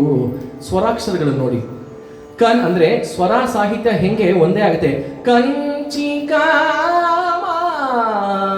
ಮಾ ಸ್ವರ, ಕಾಮಾಕ್ಷಿಲಿ ಮಾ ಎರಡು ಒಂದೇ, ಸಾಹಿತ್ಯನು ಸ್ವರ. ಮಾಕ್ಷಿನಿ ಪಾದನಿ ನೀ ಪಾದಮೇ ಪಾದಮ, ಸ್ವರ ಪಾದಮ, ಸಾಹಿತ್ಯ ಪಾದಮೇ, ನೀ ಪಾದಮೇ ಬೇಕುರ. ಅಂದರೆ ಏಸ್ಥೆಟಿಕಲ್, ಮ್ಯಾಥಮೆಟಿಕಲ್, ರಿದಮಿಕಲ್ ಭಾವನೆ ಇರುವಂತಹ ತಮ್ಮ ಸರ್ವ ಎಮೋಷನನ್ನು ಹಾಕಿರುವಂತಹ ಎಂಥ ಅದ್ಭುತವಾಗಿರುವಂತಹ compositions. He is truly truly truly a genius composer. ಶ್ಯಾಮಶಾಸ್ತ್ರಿಗಳು ನಿಜವಾಗ್ಲೂ ಒಬ್ಬ ಎಲ್ಲರೂ ಜೀನಿಯಸ್ಸೇ, ಶ್ಯಾಮಶಾಸ್ತ್ರಿಗಳು ಈ ವಿಷಯದಲ್ಲಿ ಜೀನಿಯಸ್. ಯಾಕೆ ಅಂದರೆ ಕಾರಣ ಏನು ಅಂದರೆ, ನಾರದರು ಬೇರೆ ಬೇರೆ ರೂಪದಲ್ಲಿ, ಗುರುಗಳ ರೂಪದಲ್ಲಿ ಮೂವರಿಗೂ ಬಂದು, ಅಂದರೆ ತ್ಯಾಗರಾಜರಿಗೆ, ದೀಕ್ಷಿತರಿಗೆ, ಶ್ಯಾಮಶಾಸ್ತ್ರಿಗಳಿಗೆ ಬಂದು ಅವರು ಬೇರೆ ಬೇರೆ ವಿಷಯಗಳನ್ನು ಹಾಗೂ ಶಾಸ್ತ್ರಗಳನ್ನು ಹೇಳ್ತಾರಂತೆ. ತ್ಯಾಗರಾಜರಿಗೆ ಒಬ್ಬ ಸನ್ಯಾಸಿಯಾಗೇನೆ ಬಂದು, ಗುರುವಾಗಿ ಬಂದು, ಸ್ವರಾರ್ಣವ ಅನ್ನುವಂತಹ ಒಂದು ದೊಡ್ಡ ಅದ್ಭುತವಾಗಿರುವಂತಹ ಸಂಗೀತ ಶಾಸ್ತ್ರದ ಗ್ರಂಥವನ್ನು ಅವರು ಕೊಡ್ತಾರೆ. ಚಿದಂಬರನಾಥ ಯೋಗೇಂದ್ರ ರೂಪದಲ್ಲಿ ದೀಕ್ಷಿತರ ಹತ್ರ ಬಂದು ನಿಜ ಸಂಗೀತ, ಟ್ರೂ ಮ್ಯೂಸಿಕ್, ಅದರ ಒಂದು ಏನು ಗೂಢ ಇದೇನಿದೆ, ಸೀಕ್ರೆಟ್ಸ್ ಏನಿದೆ ಅದನ್ನೆಲ್ಲ ಹೇಳ್ತಾರಂತೆ. ಸಂಗೀತ ಸ್ವಾಮಿ ರೂಪದಲ್ಲಿ ಶ್ಯಾಮಶಾಸ್ತ್ರಿಗಳು ಬಂದು ರಾಗ, ಲಯ, ತಾಳಗಳ ಬಗ್ಗೆ ಅವರು ಸ್ಪೆಷಲ್ಲಾಗಿ ಇವ್ರಿಗೆ ಅವರು ಬೋಧನೆ ಮಾಡಿ ಶಾಸ್ತ್ರವನ್ನು ಅವರು ಕೊಟ್ಟು, ಆಮೇಲೆ ಅದರ ನೆಕ್ಸ್ಟ್ ಪ್ರಸ್ಥಾರ, ಅಂದರೆ ತಾಳದಲ್ಲಿ ದಶಪ್ರಾಣಗಳಲ್ಲಿ ಒಂದು ಬರುವಂತಹ ಪ್ರಸ್ಥಾರ, ಇದನ್ನು ಕೂಡ ಅವರು, ಇದರ ಬಗ್ಗೆ ಕೂಡ ಶ್ಯಾಮಶಾಸ್ತ್ರಿಗೆ ವಿಶೇಷವಾಗಿ ರಾಗ ಲಯದ ಸಂಯೋಜನೆ ಬಗ್ಗೆ ಅವರು ವಿಶೇಷವಾಗಿ ಪಾಠ ಮಾಡಿರೋದ್ರಿಂದ ಆ ಒಂದು ವಿಷಯವನ್ನ ಇವರ ಕೃತಿಗಳಲ್ಲಿ ನಾವು ಕಾಣ್ತಾ ಹೋಗ್ಬೋದು. ಇದು ಅವರ ಶೈಲಿ. ನಾವು ಶೈಲಿ ಅಂತ ಏನು ಹೇಳಿದ್ವಿ, ದಿಸ್ ಇಸ್ ಹಿಸ್ ಸ್ಟೈಲ್. ವಿಳಂಬ ತುಂಬ ಜಾಸ್ತಿ ಓಟದ ಕೃತಿಗಳು ಎಲ್ಲ ಇಲ್ಲ, ಇದೆ.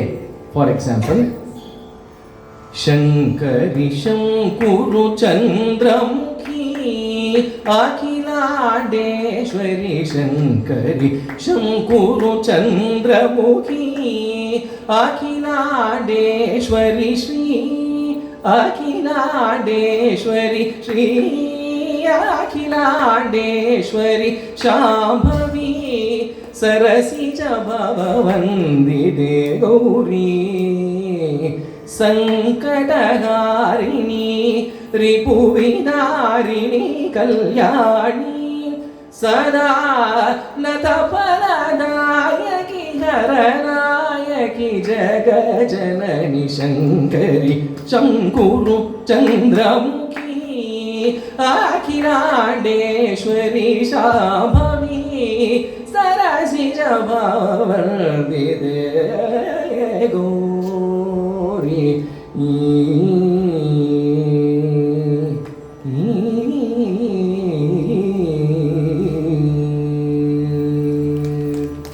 ಶಂಕರಿ ಶಂಕರು ಚಂದ್ರಮುಖಿ ಸಾಕಷ್ಟು ಪಾಪ್ಯುಲರ್ ಆಗಿರುವಂಥದ್ದು, ಸಾಮಾನ್ಯ ಎಲ್ಲರೂ ಕೇಳಿರ್ತೀರಾ. ಇದರ ಬ್ಯೂಟಿ ಏನು ಅಂತ ಹೇಳ್ತೀನಿ. ಡ್ಯುಯಲ್ ರಿದಮ್ಸ್ ಅಂತ ಹೇಳ್ತಾರೆ. ಅಂದರೆ ತಾಳ 1 2 3 1 2 3 1 2 3 1 2 3 ಅಂತ 3 into 8 ಅಲ್ಲಿ ಓಡ್ತಾ ಇರುತ್ತೆ ಆದಿ ತಾಳ. ಇವರು ಆದರೆ ಇನ್ಹೆರೆಂಟ್ ಆ ಹಾಡಲ್ಲಿ ಒಳಗಿರುವಂಥ ರಿದಮ್ ಹೇಗಿದೆ, 1 2 3 1 2 3 4 into 3 ಲೆಕ್ಕದಲ್ಲಿ ಹೋಗ್ತಾ ಇರುತ್ತೆ. ತಾಳ 3 into 4, rhythm 4 into 3. Shankari ಶಂಕುರು ಚಂದ್ರಮು 1 2 3 4 1 2 3 4 1 2 3 4. So this is another genius aspect of Shyamashastri. 4 into 3 is equal to 12, 3 into 4 is equal to 12. ಲೆಕ್ಕ ಒಂದೇ, ಆದರೆ ಜೋಡಣೆಯಿಂದ ಎಷ್ಟು ವ್ಯತ್ಯಾಸ ಬರುತ್ತೆ ನೋಡಿ. ಅದನ್ನೇ ನಾನು ರೂಪಕ ತಾಳದಲ್ಲಿ ಹಾಡಿದೆ ಅನ್ಕೊಳ್ಳಿ, ಎಷ್ಟು ಚೆನ್ನಾಗಿ ಕೂಡುತ್ತೆ. ತ್ರಿಶ್ರಗತಿ ಆದಿ ತಾಳ ಬಿಟ್ಬಿಡಿ, 1 2 3 1 2 3 ಬಿಟ್ಬಿಡಿ. ನಾರ್ಮಲ್ ರೂಪಕ ತಾಳದಲ್ಲಿ ಹಾಡಿದ್ರೆ ಎಷ್ಟು ಚೆನ್ನಾಗಿ ಕೂತ್ಕೊಡುತ್ತೆ ಅಂದರೆ, ಶಂಕರಿ ಶಂಕುರು ಚಂದ್ರಮುಖಿ ಅಖಿಲಾಂಡೇಶ್ವರಿ, ಶಂಕರಿ ಶಂಕುರು ಚಂದ್ರಮುಖಿ, ಎಷ್ಟು ಚೆನ್ನಾಗಿ ಕೂತ್ಕೋತು.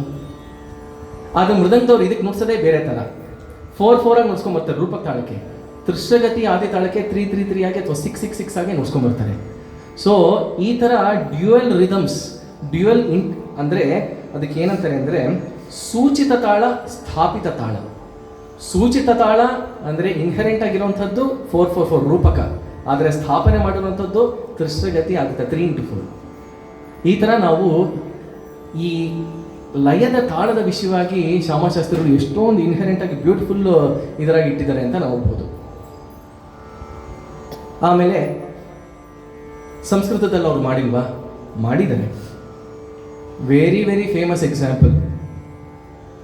ಒಂದೇ ಹಾಡನ್ನ ಸಂಸ್ಕೃತದಲ್ಲಿ ಮಾಡಿದ್ದಾರೆ, ಅದೇ ರೀತಿ ತೆಲುಗುನಲ್ಲೂ, ಯಾಕಂದರೆ ಶಿಷ್ಯರು ಕೇಳಿದ್ರಂತೆ, ಅದಕ್ಕೆ ಅದೇ ರೀತಿ ತೆಲುಗಿನಲ್ಲೂ ಮಾಡಿದ್ದಾರೆ. ಕಲ್ಯಾಣಿ ರಾಗದ್ದು ಯಾರಾದರೂ ಹೇಳಬಹುದಾ? ತುಂಬ ಫೇಮಸ್ಸು ಸಂಸ್ಕೃತದಂತೂ. ಹಿಮಾದ್ರಿ ಸುತೆ ಪಾಹಿಮಾಂ, ಹಿಮಾದ್ರಿ ಸುತೆ ಪಾಹಿ ಮಾಂ ವರದೆ ಪರದೇವತೆ. ಹಿಮಾದ್ರಿ ಸುತೆ ಪಾಹಿ ಮಾಂ ವರದೆ ಪರದೇವತೆ. ಹಿಮಾದ್ರಿ ಸುತೆ ಪಾಹಿ ಮಾಂ ಬಿರಾನವರಾಲಿಚಿ ಬ್ರೋಮುನಿನು ನೆರನಮ್ಮಿದಿ. ಬಿರಾನವರಾಲಿಚಿ ಬ್ರೋಮುನಿನು ನೆರನಮ್ಮಿದಿ. ಬಿರಾನವರಾಲಿಚಿ ಹಿಮಾದ್ರಿ ಸುತೆ ಪಾಹಿ ಮಾಂ ಪಾಹಿ ಮಾಂ ಪಾಹಿ ಮಾಂ. ಒಂದೇ ಸ್ಟ್ರಕ್ಚರು, ಒಂದೇ ಥರ ನೊಟೇಷನ್ನು, ಆದರೆ ಹಿಮಾದ್ರಿ ಸುತೆ ಪಾಹಿಮಾಂ ಸಂಸ್ಕೃತದ್ದು, ಬಿರಾನ ವರಾಲಿಚ್ಚಿ ಬ್ರೋವುಮು ಅದು ತೆಲುಗಿನದು. ಸೊ ಇದು ಇನ್ನೊಂದು ಒಂಥರ ಒಂದೇ ಇದರಲ್ಲಿರುವಂತಹ 2 ಬೇರೆ ಹಾಡುಗಳನ್ನ ನೋಡ್ಬೋದು. ನಾನು ಅವಾಗಲೇ ಹೇಳ್ದಂಗೆ ನೆಕ್ಸ್ಟು ಅವರು ಅನೇಕ ವೆಲ್ ನೋನ್ ರಾಗಗಳಲ್ಲಿ ಮಾಡಿದ್ದಾರೆ, ತುಂಬ ಪಾಪ್ಯುಲರ್ ರಾಗಗಳಲ್ಲಿ, ಹಾಗೂ ಎಷ್ಟೊಂದು ಅನ್ನೋನ್ ರಾಗಗಳಲ್ಲಿ ಕೂಡ ಮಾಡಿದ್ದಾರೆ. ಪಾಪ್ಯುಲರ್ ರಾಗಗಳಲ್ಲಿ ಅಂದರೆ ತೋಡಿ, ಭೈರವಿ, ಕಾಂಬೋದಿ, ಸಾವೇರಿ, ಮುಖ್ಯವಾಗಿ ಆನಂದ ಭೈರವಿ. ಈಗಿನ ನಾವೇನು ಆನಂದ ಭೈರವಿ ಹಾಡ್ತೀವಿ ಅದರ ರೂಪುರೇಷೆಯನ್ನು ಹಾಗೂ ಒಂದು ಸ್ಟ್ರಕ್ಚರ್ ಕೊಟ್ಟಿದ್ದೇನೆ ಶ್ಯಾಮಶಾಸ್ತ್ರಿಗಳು ಹಾಗೂ ಅವರ ಕೃತಿಗಳು. ಆ ಆನಂದ ಭೈರವಿಯಲ್ಲಿ ಎಷ್ಟೊಂದು ಅವರು ಕೃತಿಗಳನ್ನು ಅವರು ರಚನೆ ಮಾಡಿದ್ದಾರೆ. ಅದರಲ್ಲಿ ಓ ಜಗದಂಬ ಹಾಡಿದೆ, ಬಹಳ ಫೇಮಸ್ ಆಗಿರುವಂಥದ್ದು ಮರಿವೇರೆ ಗತಿಯವರಮ್ಮ, ಹಿಮಾಚಲ ತನೆಯ ಬ್ರೋಚುಟಕಿದಿ ಮಂಚಿ ಸಮಯಮು ರಾವೆ, ಪಾಹಿ ಶ್ರೀ ಗಿರಿರಾಜ ಸುತೆ. ಆಮೇಲೆ ಒಂದು ವರ್ಣವನ್ನು ಕೂಡ ಅವರು ರಚನೆ ಮಾಡಿದ್ದಾರೆ ಆನಂದ ಭೈರವಿಯಲ್ಲಿ ಅಂತ. ಅಂದರೆ ಆ ರಾಗ ಅವ್ರಿಗೆ ಭಾಳ ಭಾಳ ಭಾಳ ಇಷ್ಟ. ಆಮೇಲೆ ಅವರು ಆನಂದ ಭೈರವಿಯಲ್ಲಿ ಡೀಲ್ ಮಾಡಿದಂಗೆ ಬೇರೆ ನಾವು ಕೃತಿಗಳನ್ನ ತಗೊಂಡ್ರೆ ಫೈನಲಿ ನಾವು ಅವರು ಹೆಂಗೆ ಹಾಕೊಟ್ಟಿದ್ರು ಅದೇ ರೀತಿ ಅದೇ ಸಂಗತಿಗಳು ಅಲ್ಲಿಗೆ ಆನಂದ ಭೈರವಿ ಹೋಗ್ತಿರ್ತೀವಿ. ಮರಿವೇರೆ ಗತೆಯವರಮ್ಮ ಮಿಶ್ರ ಚಾಪು, ಹಾಗೆ ಅವ್ರಿಗೆ ಬಹಳ ಪ್ರಿಯವಾದಂಥ ತಾಳ ಮಿಶ್ರ ಚಾಪು ತಾಳ. ಮಿಶ್ರ ಚಾಪುಲ್ ಬೇಕಾದಷ್ಟು ಮಾಡಿದ್ದಾರೆ. ಮರಿವೇರೆ ಗತೆಯವರಮ್ಮ 2 ಸ್ವರಜತಿಗಳು, ಭೈರವಿ ಆಮೇಲೆ ಯದುಕರ್ ಕಾಂಬೋದಿ ಮಿಶ್ರ ಚಾಪುಲಿ, ನಿನ್ನೆ ನಮ್ಗೆ ನಾನು ತೋಡಿ ಮಿಶ್ರ ಚಾಪುಲಿ, ಎಷ್ಟೊಂದಿದೆ ಸಿಕ್ಕಿರೋದ್ರಲ್ಲಿ ಎಷ್ಟೊಂದು ಮಿಶ್ರ ಚಾಪುದು ಇದೆ. ನಾನು ಜಾಸ್ತಿ ಹೇಳಕ್ಕೆ ಹೋಗಲ್ಲ. ಸ್ವರ ಸಾಹಿತ್ಯ ಅಂತ ಏನು ಹೇಳಿದ್ವಿ, ಮರಿಬೇರೆ ಆನಂದ ಭೈರವಿಯಲ್ಲಿ ಕಾಣ್ಬೋದು. ಪಾದ ಪಮಗ ಪಾಮಗ ಮಗರಿ ಗಾಮ ಪಾಗ ಮ ಪಾದ ಪಮಗ ಪಾಮಗ ಮಗರಿ ಗಾಮ ಪಗ ಮದ ಪಮಗರಿ ಸಗಮ ಪಮಗ ಮಗಾರಿ ಗರಿ ನಿ ಸಾನಿ ಗರಿ ನಿ ನಿ ಸ ಸ ಗ ಗ ಮ ಮ ಪ ಮ ಗ ಗ ಮ ಪ ಸಾ ನಿ ದ ಪ ನಿ ದ ಪ ಮ ದ ಪ ದ ಮ ಪ ಗ ರಿ ಪ ಮ ಗ ರಿ ನಿ ಸ ಗ ರಿ ಗ ಮ ಪ ದ ಪ ಸಾ ನಿ ಸ ಗ ರಿ ಮ ಗ ಗ ರಿ ನಿ ಸಾ ನಿ ರಿ ಸಾ ನಿ ದ ದ ಪ ಮ ಗ ರಿ ಗ ಮ ಮ ರಿ ವೇ ರೆ ಪಾದ ಯುಗಮು ಮದಿಲೋ మదిలోదలచికోరితి వినుము మదగ జగమన పాదయుగము మదిలోదలచికోరితి వినుము మదగ జగమన పరులను తింప కనివరము సగు సతతము నీను మదివరవకనే మదనరిపు సతి నీను హృదయములో గతియనిదలచి నుతి సలుపితే ముదముతో ఫలమోసగుటకు ధరలోన తావన కుతూహలని వేగమరి వేరే రే గతియువరం మహిలో బ్రోచుటకు మరి వేరే ಮರಿ ಬೇರೆ ಇನ್ನೊಂದು ಆನಂದ್ ಭೈರವಿ, ಯಾಕಂದರೆ ಇಟ್ ವಾಸ್ ಹಿಸ್ ಸ್ಪೆಷಲ್ ರಾಗ, ಸ್ಪೆಷಲ್ ಅಫಿನಿಟಿ ಇತ್ತು. ಹಿಮಾಚಲ ತನಯ ಬ್ರೋಚುಟಕಿದಿ ಮಂಚಿ ಸಮಯಮು ರಾವೇಯಂಬ ಹಿಮಾಚಲ ತನಯ ಬ್ರೋಚುಟಕಿದಿ ಮಂಚಿ ಸಮಯಮು ರಾವೇಯಂಬ ಹಿಮಾಚಲ ತನಯ ಬ್ರೋಚುಟಕಿದಿ ಮಂಚಿ ಸಮಯಮು ರಾಯವೇ ಅಂಬ ಹಿಮಾಚಲ ತನಯ ಸರೋಜಮುಖಿ ಬಿರಾನನನು ಗನಿವರಾಲೋ ಸಗುಮನಿ ನೀನು ಬೇಡಿದಿನಿ ಪುರಾರಿ ಶ್ರೀಹರಿ ಸುರೇಂದ್ರ ವಂದಿತೆ ಪುರಾರಿ ಪರಾನ್ಮುಖ ಮೇಲನೆ ತಲ್ಲಿ ಹಿಮಾಚಲ ತನಯ. ಇದಿನೊಂದು ಸ್ವಲ್ಪ ಕಡಿಮೆ ಪಾಪ್ಯುಲರ್ ಆಗಿರುವಂತಹ ಬಟ್ ಅದ್ಭುತವಾದಂಥ ಒಂದು ಆನಂದ್ ಭೈರವಿ ರಾಗದ ರಚನೆ. ಹಾಗೆ ಇವರು ಗೊತ್ತಿಲ್ಲದೆ ಇರುವಂತಹ, ಅಂದರೆ ಬಹಳ ರೇರ್ ಆಗಿರುವಂತಹ ರಾಗಗಳಲ್ಲಿ ಕೂಡ ರಚನೆ ಮಾಡಿದ್ದಾರೆ. ಚಿಂತಾಮಣಿ, ಕಲ್ಗಡ ಈ ರಾಗಗಳಲ್ಲಿ ಕೂಡ ರಚನೆ ಮಾಡಿದ್ದಾರೆ. ಸಮಯ ಆಗೋಗಿದೆ, ಇನ್ನೊಂದು 10 ನಿಮಿಷ ತಗೋತೀನಿ, ದಯವಿಟ್ಟು ಅನ್ಯಥಾ ಭಾವಿಸಬೇಡಿ. ಚಿಂತಾಮಣಿ ರಾಗದ ಒಂದು ಚಿಕ್ಕದಾಗಿ ಕಥೆ, ಯಾಕಂದರೆ ಆಗ್ಲಿಂದ ಹಾಡ್ತಾ ಇದ್ದೀನಿ, ಮತ್ತೆ ಒಂಚೂರು ಕಥೆ ಹೇಳೋಣ ಅವ್ರದ್ದು. ಬೊಬ್ಬಿಲಿ ಕೇಶವಯ್ಯ ಅಂತ ತಂಜಾವೂರು ಸಂಸ್ಥಾನಕ್ಕೆ ಬರ್ತಾರೆ. ಮಹಾನ್ ವಿದ್ವಾಂಸರು ಬೊಬ್ಬಿಲಿ ಕೇಶವನವರು, ಆಂಧ್ರದವರು ಮೂಲತಃ. ಅವ್ರು ಏನಂದ್ರೆ ಎಲ್ಲ ಸಂಸ್ಥಾನಗಳಿಗೆ ಹೋಗೋದು, ಅಲ್ಲಿಯ ಮ್ಯೂಸಿಷಿಯನ್ಸ್ನ, ಸಂಗೀತಗಾರರನ್ನೆಲ್ಲ ಚಾಲೆಂಜ್ ಮಾಡುವಂಥದ್ದು. ನೀವು ನನ್ನನ್ನು ಸೋಲಿಸಿ, ಇಲ್ಲ ಅಂದರೆ ನೀವು ಸೋತ್ರೆ ನಿಮ್ಮ ಏನೇನು ಪ್ರಶಸ್ತಿ ಪದಕಗಳು ಪತ್ರಗಳು ಅದೇನೇನು ಬಂದಿದೆಯೋ ಅದೆಲ್ಲ ನಾನು ಕೊಡಬೇಕು ಅಂತ. ಅವ್ರು ಎಂಥವ್ರು ಅಂದರೆ ಅವ್ರಿಗವರೇ ಭೂಲೋಕ ಚಾಪ ಚುಟ್ಟಿ ಅಂತ ಒಂದು ಬಿರುದು. ಅಂದರೆ ಒಂದು ಚಾಪೆ ಥರ ಇಡೀ ಭೂಮಿನೇ ನಾನು ಮಡಚಿ ನಾನು ಜೇಬಲ್ಲಿ ಇಟ್ಕೊಂಡಿದ್ದೀನಿ, ಭೂಲೋಕದ ಎಲ್ಲ ಸಂಗೀತಗಾರನ ನಾನು ಮಡಚಿ ನಾನು ಜೇಬಲ್ಲಿ ಇಟ್ಕೊಂಡಿದ್ದೀನಿ ಅಂತ ಭೂಲೋಕ ಚಾಪ ಚುಟ್ಟಿ ಅಂತ ಅವರು ಬಿರುದು. ಅವ್ರಿಗೆ ತಂಜಾವೂರಿಗೆ ಬರ್ತಾರಂತೆ, ಎಲ್ಲರನ್ನೂ ಚಾಲೆಂಜ್ ಮಾಡ್ತಾರಂತೆ. ಆದರೆ ಪ್ರಕಾಂಡ ಪಂಡಿತರು, ಸುಮ್ಮನೆ ಚಾಲೆಂಜ್ ಮಾಡೋಕ್ಕಾಗಲ್ವಲ್ಲ, ಸುಮ್ಮನೇನೂ ಆ ಥರ ಇಟ್ಕೊಳ್ಳೋಕ್ಕಾಗಲ್ಲ. ಪ್ರಕಾಂಡ ಪಂಡಿತರು, ಅದ್ಭುತವಾದಂಥ ಗಾಯಕರು. ಎಲ್ಲರೂ ಯೋಚನೆ ಮಾಡ್ತಾರಂತೆ, ಆಸ್ಥಾನದ ವಿದ್ವಾಂಸರು ಎಲ್ಲರೂ ಯೋಚನೆ ಮಾಡ್ತಾರಂತೆ, ಇವರು ನಮ್ಮ ಕೈಯಿಂದ ಸೋಲ್ಸೋಕ್ಕೆ ಸಾಧ್ಯ ಇಲ್ಲ. ಆದರೆ ಆಸ್ಥಾನದ ಗೌರವ ಕಾಪಾಡಬೇಕು, ಸಂಸ್ಥಾನದ ಮಹಾರಾಜರ ಗೌರವ ಕಾಪಾಡಬೇಕು. ಯಾರು ಇದಕ್ಕೆ ಸರಿ? ಶ್ಯಾಮಾಶಾಸ್ತ್ರಿಗಳು.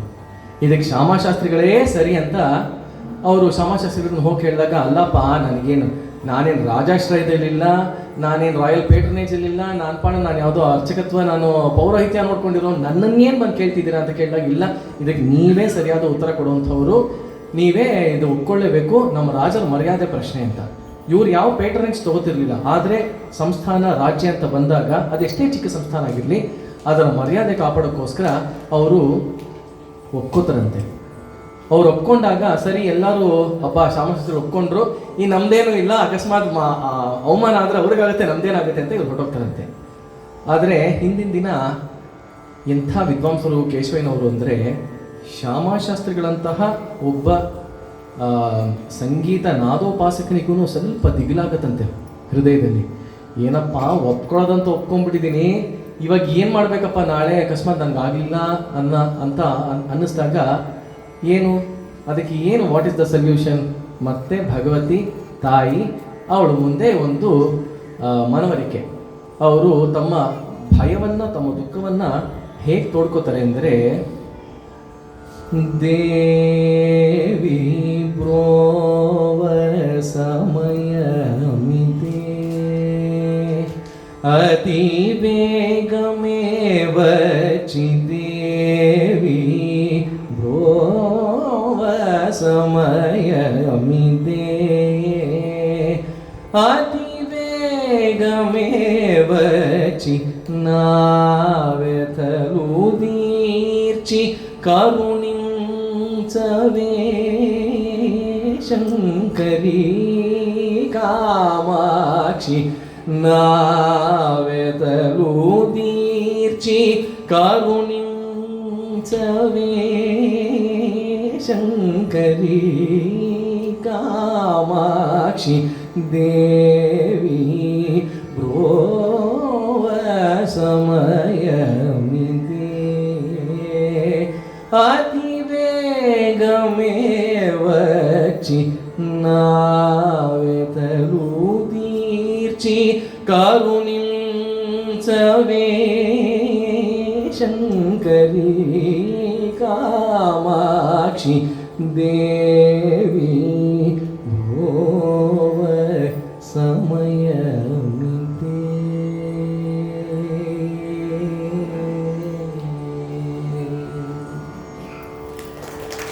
ಪೂರ್ತಿ ಕೃತಿಯನ್ನು ಹಾಡೋದಕ್ಕೆ ಸಮಯ ಇಲ್ಲ. ಈ ರಾಗದ ಹೆಸರು ಚಿಂತಾಮಣಿ. ಚಿಂತೆಯಲ್ಲಿರ್ತಾರೆ. ಚಿಂತಾಮಣಿ ಅನ್ನುವಂಥದ್ದು ಒಂದು ಇದರ ಸ್ಟೋನ್. ಚಿಂತಾಮಣಿ ಮೈಥಲಾಜಿಕಲ್ ಸ್ಟೋನ್ ಅಂತ ಹೇಳ್ಬೋದು. ಏನು ಅಂದರೆ, ನಾವು ಬೇಡಿದ್ದನ್ನು, ನಾವು ಕೇಳಿ ಬಯಸಿದ್ದನ್ನು ಅದು ಕೊಡುತ್ತಂತೆ ಚಿಂತಾಮಣಿ. ಆ ರಾಗದಲ್ಲಿ ಮಾಡ್ತಾರೆ. ಇಲ್ಲಿವರೆಗೂ ಚಿಂತಾಮಣಿಯಲ್ಲಿ ಅಲ್ಲಿವರೆಗೂ ಯಾರೂ ಕೃತಿ ಮಾಡಿರಲ್ಲ. ಇವರೇ ಮೊಟ್ಟ ಮೊದಲನೇ ಬಾರಿಗೆ ಚಿಂತಾಮಣಿ ರಾಗದಲ್ಲಿ ಕೃತಿಯನ್ನು ರಚನೆ ಮಾಡುವಂಥದ್ದು. ಸೊ ಆ ರಾಗದ ಕರ್ತೃ ಇವರು ಅಂತ ಹೇಳಿದ್ರೆ ತಪ್ಪಾಗಲಾರದು. ದೇವಿ ಬ್ರೋವ ಸಮಯಮು ಇದೆ ಅತಿ ವೇಗಮೇ వచ్చి ನಾವೆಥಲನ್ನು ತೀರ್ಚಿ ನನ್ನ ಕರುಣಿಂಚವೇ ತಲ್ಲಿ. ಅಂದರೆ ದೇವಿ ಕಾಪಾಡೋದಕ್ಕೆ ಇದೇ ಸಮಯ, ನಾಳೆನೇ ಇರೋದು. ಅತಿ ವೇಗಮೇ, ವೇಗಮೇ వచ్చి ಅಲ್ಲ, ಅತಿ ವೇಗಮೇ, ಬೇಗ ಬಾ ಅಲ್ಲ, ತುಂಬ ಬೇಗ, ಭಾಳ ಬೇಗ ಬಾ, ಬಹಳ ಬೇಗ ಬಾ, ಬಂದು ನಾವು ವ್ಯಥನನ್ನು ತೀರ್ಚಿ, ನನ್ನ ವ್ಯಥೆಯನ್ನು, ನನ್ನ ಬೇಜಾರು, ನನ್ನ ದುಃಖ, ನನ್ನ ಭಯ ಏನಿದೆ ಅದನ್ನು ತೀರ್ಚಿ ಅಂದರೆ ಅದನ್ನು ತೀರಿಸ್ಬಿಟ್ಟು ಅದನ್ನು ನೀನು ದೂರ ಮಾಡಿ ಕರುಣಿಂಚವೇ, ನನ್ನ ಮೇಲೆ ಕರುಣೆ ತೋರಿಸೆ ದೇವಿ. ನೋಡಿ, ಭಗವತಿ ಅಂದಿದ ತಕ್ಷಣ ಯಾವುದೋ ಮರ್ಯಾದೆಗೆ, ಇವಾಗ ನಾವು ತಾಯಿನ ಹೆಂಗೆ ಹೋಗು ಬಾ ಅಂತ ನಾವು ಕರಿತೀವಿ, ಹಾಗೆ ಇವರು ಹೋಗೇ ಬಾರೆ ಅಂತನೂ, ಹೋಗು ಬಾ, ಹೋಗಿ ಬನ್ನಿ, ಹೋಗೇ ಬಾರೆ, ಈ ಥರ ಕರುಣಿಂಚವೇ, ಕರುಣೆ ತೋರಿಸೆ. ಆ ಒಂದು ಪ್ರೀತಿ, ಆ ಒಂದು ದೃಷ್ಟಿಯಲ್ಲಿ ದೇವಿಯನ್ನು ನೋಡ್ತಿದ್ದಂಥವ್ರು. ತಾವು ಬೇರೆ ಅಲ್ಲ, ದೇವಿ ಬೇರೆ ಅಲ್ಲ, ಎಲ್ಲೋ ಅಲ್ಲಿ ಮುಂದೆ ನಿಂತಿದ್ದಾಳೆ ಅಥವಾ ಎಲ್ಲೋ ಆಕಾಶದಿಂದ ಪ್ರತ್ಯಕ್ಷ, ಮನಸ್ಸಿನ, ತಮ್ಮ ಚಿತ್ತದ ಮನಸ್ಸಿನ ತುಂಬ ಆ ಭಗವತಿ ಕಾಮಾಕ್ಷಿನೇ ತುಂಬೋಗಿದ್ದಂಥವ್ರು. ಹಾಗಿರೋದ್ರಿಂದ ನನ್ನನ್ನು ನಾನು ಕರ್ಕೊಳ್ಬೇಕು ಅಂದರೆ ಬಾರೋ ಅಂತ ನನ್ನ ನಾನೇ ಹೇಳ್ಕೊಳ್ಬೋದು. ಕಾಮಾಕ್ಷಿನ ಕರ್ಬೇಕಂದ್ರೆ ಬಾರೆ, ರಾವೇ, ಹಿಮಾಚಲ ತನೆಯ ಬ್ರೋಚುಟಕೆದಿ ಮಂಚಿ ಸಮಯಮು ರಾವೇ ಅಂಬ, ರಾವೇ ಬಾರೇ ಅಂತ ಏಕವಚನದಲ್ಲಿ ಒಂಥರ ಪ್ರೀತಿಯಿಂದ ಸಂಬೋಧನೆ ಮಾಡುವಂಥದ್ದು. ಈ ಥರ ಅವ್ರು ಸಂಬೋಧನೆ ಮಾಡಿದಾಗ, ಕೇಳ್ಕೊಂಡಾಗ, ಇದರಲ್ಲಿ ಅವರ ಮನಸ್ಸಿನ ದುಃಖ ಹೆಂಗಿತ್ತು ಅಂದರೆ, ಈ ಕೃತಿಗೆ ಅನುಪಲ್ಲವಿ ಇಲ್ಲ. ಕೃತಿ ಪಲ್ಲವಿ, ಚರಣ ಚರಣ ಚರಣ, 3 ಚರಣಗಳು ಪಲ್ಲವಿ ಆದಮೇಲೆ. ಈ ಥರ ಬೇರೆ ಯಾವ ಕೃತಿಗೂ ಶ್ಯಾಮಶಾಸ್ತ್ರಿಗಳಲ್ಲಿ ಇಲ್ಲ. ಇಲ್ಲ ಸ್ವರಜತಿ ಮಾಡಿರ್ತಾರೆ, ಇಲ್ಲ ಕೃತಿ ಅಂತ ಬಂದಾಗ ಒಂದು ಪಲ್ಲವಿ, ಅನುಪಲ್ಲವಿ, ಚರಣಗಳ ಸ್ಟ್ರಕ್ಚರ್. ಆದರೆ ಮನಸ್ಸಿನಲ್ಲಿ ಅವ್ರಿಗೆ ಹೆಂಗೆ ಒಂದು ಆತಂಕ ಇತ್ತು ಅಂದರೆ, ಅನುಪಲ್ಲವಿ ಮಾಡಬೇಕು ಅಂತಲೂ ಅನ್ನಿಸ್ಲಿಲ್ವೇನೋ ಅವ್ರಿಗೆ. ಹಾಗೆ ಅಂದ್ಕೊಂಡಾಗ ರಾತ್ರಿ ಮಲಗಿರ್ಬೇಕಾದ್ರೆ ಶುಭ ಶಕುನಗಳು ಗೊತ್ತಾಗುತ್ತಂತೆ, ಕಾಣಿಸುತ್ತಂತೆ. ಅವರು ಒಂಥರ ಧೈರ್ಯ ತಗೊಂಡು ಹೋಗ್ತಾರಂತೆ. ಅಲ್ಲಿ ಪಂದ್ಯದಲ್ಲಿ 3 ಪ್ರಶ್ನೆಗಳು. ಸರಿ, ಫಸ್ಟು ಶ್ಯಾಮಶಾಸ್ತ್ರಿ ಕೇಳ್ತಾರಂತೆ ಬೊಬ್ಬಲಿ ಕೇಶವನವ್ರನ್ನ. ಫಸ್ಟು ಕೇಶವನವರು ಅವ್ರು ತಾನೇ ಸವಾಲು ಹಾಕಿರೋದು, ಅವರೇ ಫಸ್ಟ್ ಹಾಡಬೇಕು. ತಾನದ ಪ್ರಕಾಂಡ ಪಂಡಿತರಂತೆ, ತಾನ ರಾಗ ತಾನ ಹಾಡೋದ್ರಲ್ಲಿ ಎಕ್ಸ್ಪರ್ಟು. ತಾನದ ವಿವಿಧ ರೀತಿಯ ತಾನಗಳನ್ನು ಹಾಡು ತೋರಿಸ್ತಾರಂತೆ.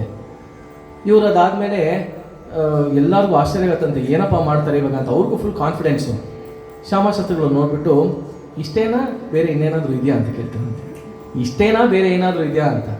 ಅಂದರೆ ಆವಾಗ ಅವರು ತಾನದ ಅವ್ರು ಹಾಡಿದಷ್ಟು ಪ್ರಕಾರಗಳನ್ನು ಹಾಡಿ ಅವರಿಗೆ ಕೇಶವನವ್ರಿಗೆ ಗೊತ್ತಿಲ್ಲದೆ ಇರುವಂತಹ ಒಂದಷ್ಟು ರೀತಿಯ ತಾನಗಳನ್ನು ಕೂಡ ಹಾಡಿ ಅವ್ರಿಗೆ ತೋರಿಸಿ, ಒಂಥರ ಕೇಶವನವ್ರದ್ದು ಒಂದು ಗಂಭೀರವಾದ ಒಳ್ಳೆ ಸಂಗೀತ ಆದರೆ ಇವ್ರದ್ದು extremely creative and author musical. So ಯಾರು ಗೆದ್ದರು ಯಾರು ಸೋತರು ಅಂತ ಏನು ಹೇಳೋಕ್ಕಾಗಂತೆ.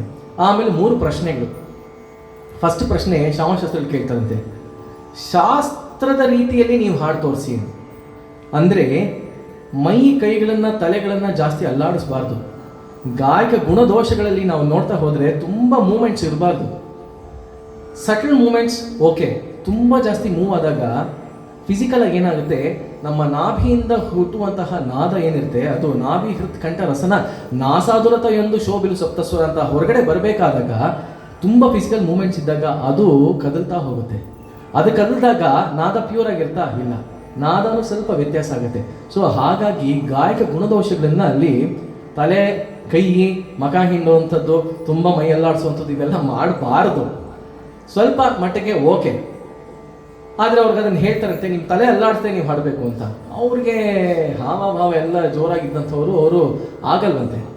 ಆಮೇಲೆ ಅವ್ರ ಟೈಮ್ ಇವಾಗ ಅವ್ರದ್ದು ಕೇಶವನವ್ರಿಗೆ ಸವಾಲು ಮಾಡ್ತಾರಂತೆ. ಅವ್ರು ಏನು ಮಾಡ್ತಾರಂತೆ, ಸಿಂಹಾನಂದನ ಅನ್ನುವಂತಹ ಒಂದು ತಾಳದಲ್ಲಿ ಪಲ್ಲವಿ ಹಾಡ್ತಾರೆ. ಬಹಳ ಕಷ್ಟವಾದಂಥ ತಾಳ. ಸುಮಾರು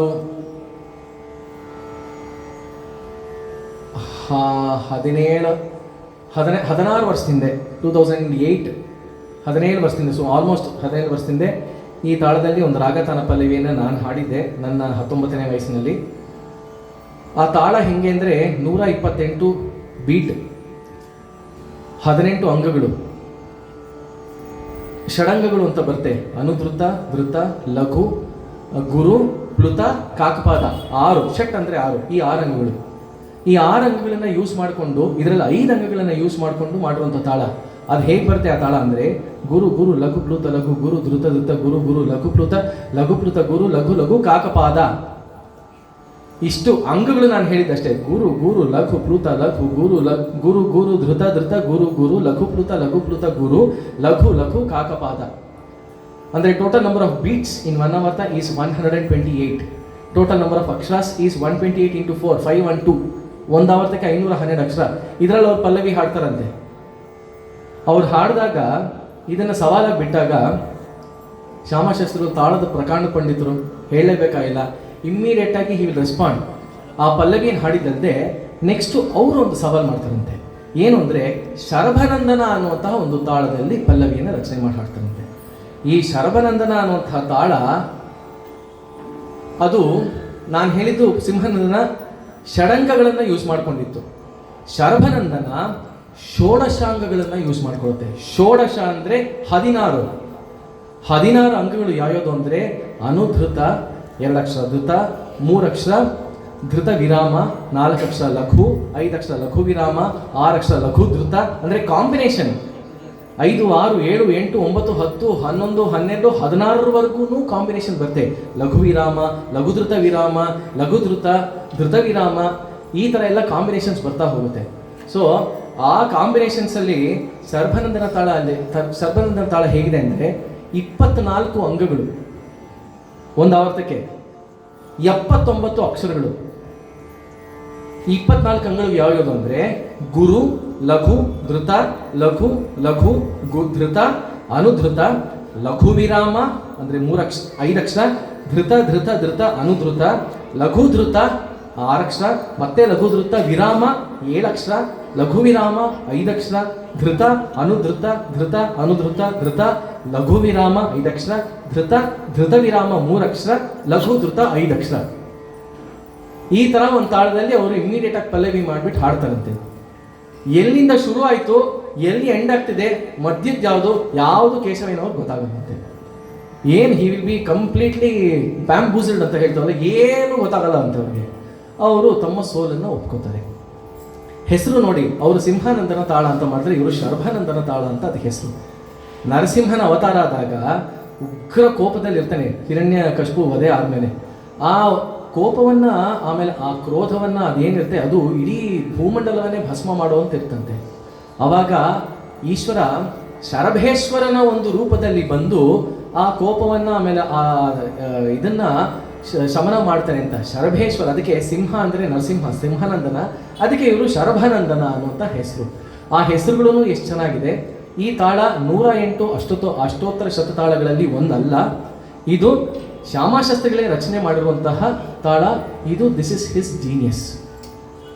ನಾನು ಯಾಕೆ ಹೇಳ್ತಾ ಇದ್ದೀನಿ ಅಂದರೆ, ಇದೆಲ್ಲ ಬೇರೆ ಬೇರೆ facets of that great composer. ನಾವು ಭಕ್ತಿ ಅಂದ್ವಿ, ರಾಗಗಳು ನೋಡಿದ್ವಿ, ಆಮೇಲೆ ಸಾಹಿತ್ಯ ನೋಡಿದ್ವಿ, ಮ್ಯಾಥಮೆಟಿಕಲ್ ಸ್ಟ್ರಕ್ಚರ್ಸ್ ನೋಡಿದ್ವಿ. ಇದು ಲಯ ವಿಚಾರವಾಗಿ ಹಾಗೂ ಅವ್ರು ಹೇಗೆ ರಾಜ್ಯ ಗೌರವವನ್ನು ಕಾಪಾಡಿದ್ರು ಅಂತ. ಹಾಗೆ ಮತ್ತೆ ಇನ್ನೊಂದ್ಸತಿ ಅಪ್ಪುಕುಟ್ಟಿ ನಾಯಣ್ಣಾರ್ ಅಂದರೆ ನಟ್ವಣಾರ್ ಅಂದರೆ ಆಗಿನ ಕಾಲದಲ್ಲಿ ಸಂಗೀತ, ನೃತ್ಯ ಇದೆಲ್ಲದರ ಟೀಚರ್ಗಳು. ಅಪ್ಪುಕುಟ್ಟಿ ಅಂತ ಅವ್ರ ಹೆಸರು. ಅವರು ಹಾಗೆ ಎಲ್ಲರ ಹತ್ರ ಹೋಗೋದು, ಸವಾಲು ಮಾಡೋದು, ಹಾಗೆ ಅವರನ್ನು ಸೋಲಿಸುವಂಥದ್ದು ಇದು ಅವರ ಒಂಥರ ತುಂಬ ಆಸೆ ಅವ್ರಿಗೆ. ಫಾಸ್ಟಿಂಗ್ ಶ್ಯಾಮಶಾಸ್ತ್ರಿಗಳ ಹತ್ರ ಬಂದಾಗ ಶ್ಯಾಮಶಾಸ್ತ್ರಿಗಳು ಅವರನ್ನು ತುಂಬ ಈಸಿಯಾಗಿ ಸುಲಭವಾಗಿ ಸೋಲಿಸಿ, ಆಮೇಲೆ ಇವರು ಅಪ್ಪುಕುಟ್ಟಿ ನಟ್ವಣಾರು ಮೈಸೂರಿಗೆ ಬರ್ತಾರೆ. ನಮ್ಮ ಕರ್ನಾಟಕಕ್ಕೆ ಸಂಬಂಧ ನೋಡಿ, ಮೈಸೂರಿಗೆ ಅಪ್ಪುಕುಟ್ಟಿ ನಟ್ವಣಾರು ಬರ್ತಾರೆ. ಬಂದು ಮಹಾರಾಜರ ಹತ್ರ ಹೇಳ್ತಾರಂತೆ, ಆಗಿನ ಮೈಸೂರು ಮಹಾರಾಜರ ಹತ್ರ, ಈ ಥರ ಶ್ಯಾಮಶಾಸ್ತ್ರಿಗಳು ಅಂತ ತಂಜಾವೂರು ಆಸ್ಥಾನದಲ್ಲಿದ್ದಾರೆ, ನೀವು ಅವರು ಎಂಥ ಪ್ರಕಾಂಡ ಪಂಡಿತರು ಅಂದರೆ ನೀವು ಅವ್ರನ್ನ ಕರೆಸಿ ನೀವು ಅವ್ರಿಗೆ ಸನ್ಮಾನ ಮಾಡಬೇಕು, ಅವ್ರ ಸಂಗೀತವನ್ನು ನೀವು ಕೇಳಬೇಕು ಅಂತ. ಆವಾಗ ಮಹಾರಾಜರು ಶ್ಯಾಮಶಾಸ್ತ್ರಿಗಳಿಗೆ ಒಂದು ಪತ್ರ, ಆಮೇಲೆ ಒಂದು ಇನ್ವಿಟೇಷನ್ ಕಳಿಸ್ತಾರಂತೆ. ದಯವಿಟ್ಟು ನೀವು ಬನ್ನಿ, ನಿಮ್ಮ ಬಗ್ಗೆ ನಾವು ತುಂಬ ಕೇಳಿದ್ದೀವಿ, ನಿಮಗೆ ನಿಮ್ಮ ಸಂಗೀತವನ್ನು ನಾವು ಕೇಳೋದಲ್ಲದೆ ನಿಮಗೆ ಕನಕಾಭಿಷೇಕವನ್ನು ನಾವು ಮಾಡಬೇಕು. ಕನಕಾಭಿಷೇಕ ಅಂದರೆ ಬಂಗಾರದಿಂದ ಅಭಿಷೇಕವನ್ನು ಮಾಡಬೇಕು, ಅವರ ವೆಯ್ಟಿಗೆ ಪ್ರಪೋರ್ಷನೇಟ್ ಆಗಿ ಅಭಿಷೇಕವನ್ನು ಮಾಡಬೇಕು, ಕನಕಾಭಿಷೇಕವನ್ನು ಮಾಡಬೇಕು ಅಂತ. ಅದು ತುಲಾಭಾರ, ಕನಕಾಭಿಷೇಕ ಬೇರೆ, ಕನಕಾಭಿಷೇಕವನ್ನು ಮಾಡಬೇಕು ಅಂತ ಹೇಳ್ತಾರೆ. ಆದರೆ ಶ್ಯಾಮಶಾಸ್ತ್ರಿಗಳು ಜ್ಯೋತಿಷ್ಯ ಶಾಸ್ತ್ರದಲ್ಲೂ ಹಾಗೂ ಅತ್ಯಂತ ಉನ್ನತ ಸ್ಥಿತಿಯಲ್ಲಿದ್ದಂಥವರು. ಅವ್ರು ಏನು ಹೇಳ್ತಾರೆ ಅಂದರೆ, ನನಗೆ ಯಾಕಪ್ಪ ಕನಕಾಭಿಷೇಕ, ಇನ್ನೊಂದು ಸ್ವಲ್ಪ ದಿನ ಅಷ್ಟೇ ನನ್ನ ಬದುಕಿರುವಂಥದ್ದು, ಈ ವಯಸ್ಸಿನಲ್ಲಿ ನನಗೆ ಯಾಕೆ ಕನಕಾಭಿಷೇಕ ಅಂತ ಹೇಳ್ತಾರೆ. ಇದಾಗಿ 6 ಮಂತ್ಸಿಗೆ ಹಿ ವಿಲ್ ಪಾಸ್ ಆಗಿ 6 ಮಂತ್ಸ್ ಹಿಂದೆ ಹಿ ವಿಲ್ ನೋ. ಅಂದರೆ ಅವರು ಯಾವ ಸ್ಥಿತಿಯಲ್ಲಿ, ಯಾವ ಸಾಧನೆಯ ಯಾವ ಮಟ್ಟವನ್ನು ಏರಿದ್ರು. ಯಾಕಂದರೆ this are all spiritual parts. ಇದು ಸುಮ್ಮನೆ ಸಂಗೀತ ಬೇರೆ ಎಲ್ಲ, ನಮ್ಮ ಸ್ಪಿರಿಚುಯಾಲಿಟಿ ಬೇರೆ ಎಲ್ಲ, ಅಥವಾ ಇದು ಇನ್ನೊಂದು ದಾರಿ ಅಲ್ವಾ. ಎಲ್ಲವನ್ನೂ ಒಂದು ದಾರಿಯಾಗಿ ನೋಡಿದಾಗ ಸಂಗೀತವು ಅದೇ ದಾರಿಯಾಗಿ ನಾದೋಪಾಸನೆಯ ಮೂಲಕ ಮೋಕ್ಷವನ್ನು ಪ್ರಾಪ್ತಿ ಮಾಡ್ಕೊಳ್ಳುವಂಥದ್ದು ಈ ನಮ್ಮ ಸಂಗೀತ ತ್ರಯರು ತೋರಿಸಿದಂಥದ್ದು. ಜ್ಯೋತಿಷ್ಯ ಶಾಸ್ತ್ರದ ಪ್ರಕಾಂಡ ಪಂಡಿತರು ಶ್ಯಾಮಶಾಸ್ತ್ರಿಗಳು. ಹಾಗೆ ಅವರು ಶ್ರೀವಿದ್ಯಾ ಉಪಾಸನೆಯ ಒಂದು ದೊಡ್ಡ ಔಪಾಸಕರು. ಕಥೆ ಏನು ಅಂದರೆ, ಮುತ್ತುಸ್ವಾಮಿ ದೀಕ್ಷಿತರಿಗೆ ಶ್ರೀವಿದ್ಯೆಯ ಎಷ್ಟೊಂದು ರಹಸ್ಯಗಳನ್ನು ಅವರು ಉಪದೇಶ ಮಾಡಿದರಂತೆ. ಸೊ ದೀಕ್ಷಿತರಿಗೆ ಶ್ಯಾಮಶಾಸ್ತ್ರಿಗಳು ಆ ಲೆಕ್ಕದಲ್ಲಿ ಗುರು. ತ್ಯಾಗರಾಜರು ಶ್ಯಾಮಶಾಸ್ತ್ರಿಗಳು ಭಾರಿ ಕ್ಲೋಸ್ ಫ್ರೆಂಡ್ಸು. ಅವರು ಯಾವಾಗಲೂ ಅವರು ಟೈಮ್ ಆದಾಗಲೆಲ್ಲ ಅವ್ರು ಇವ್ರ ಮನೆಗೆ, ಇವರು ಅವ್ರ ಮನೆಗೆ ಹೋಗಿ ವಿಚಾರಗಳನ್ನು, ಕೃತಿಗಳನ್ನು ಎಕ್ಸ್ಚೇಂಜ್ ಮಾಡ್ಕೊಳ್ಳುವಂಥದ್ದು. ಅವರು ಹೋದರೆ, ಶ್ಯಾಮಶಾಸ್ತ್ರಿ ತ್ಯಾಗರಾಜರ ಮನೆಗೆ ಹೋದರೆ ಅವ್ರ ಶಿಷ್ಯರೆಲ್ಲ ಆಯಿತು ಇನ್ನು 3 ಗಂಟೆಗೆ ಇವತ್ತು ಊಟ ಅಂತ. ಅಂದರೆ ಅಷ್ಟು ಒಳ್ಳೆಯ ಮಿತ್ರರು, ಎಲ್ಲರೂ ಸಮಕಾಲೀನರು.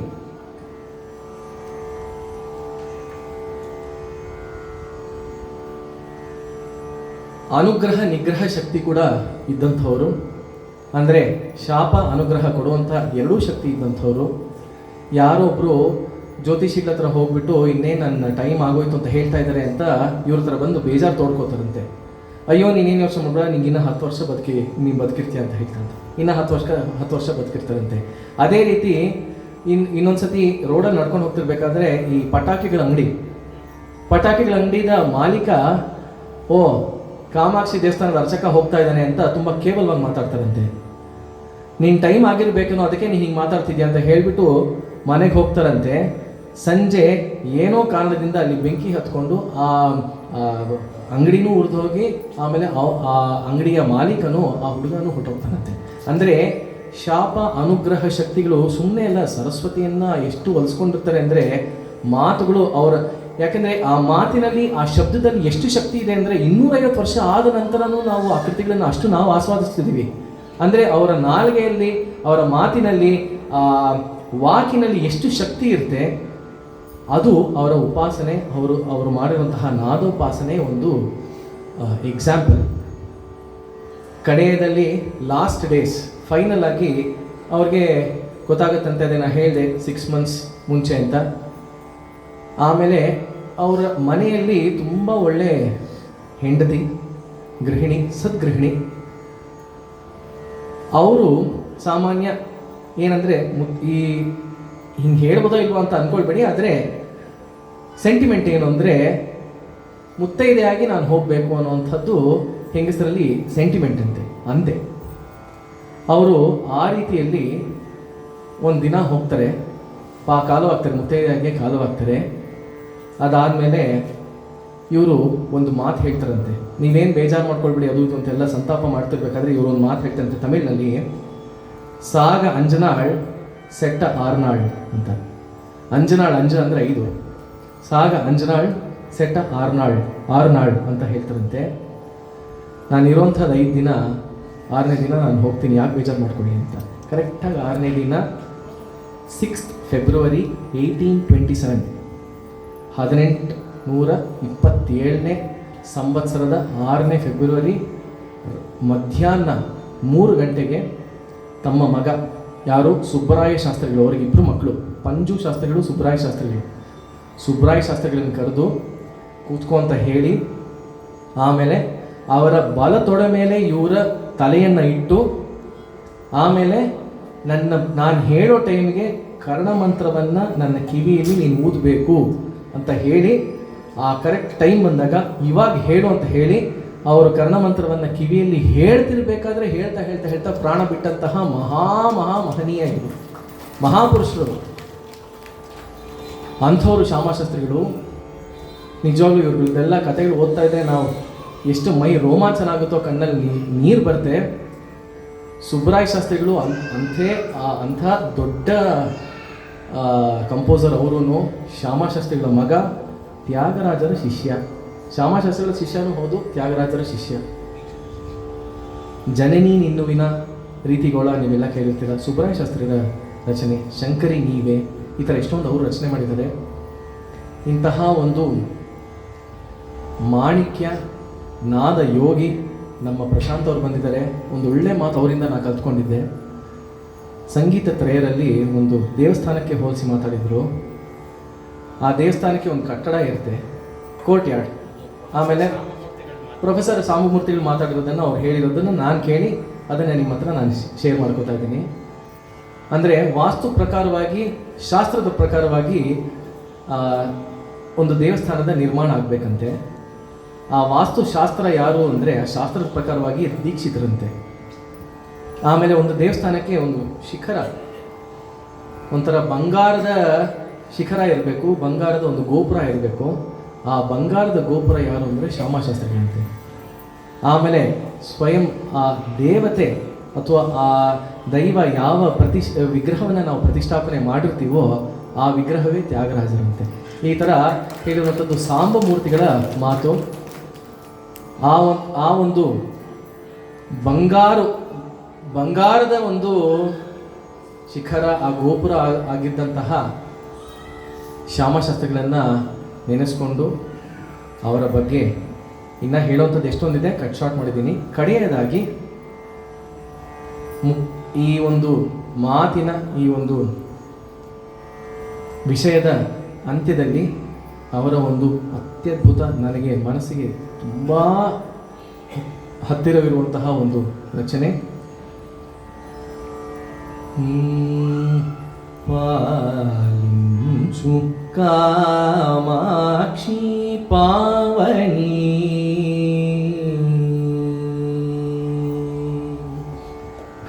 ಪಾಲಿಂಚು ಕಾಮಾಕ್ಷಿ పావని పాపశమని అంబ పాలించు కామాక్షి పావని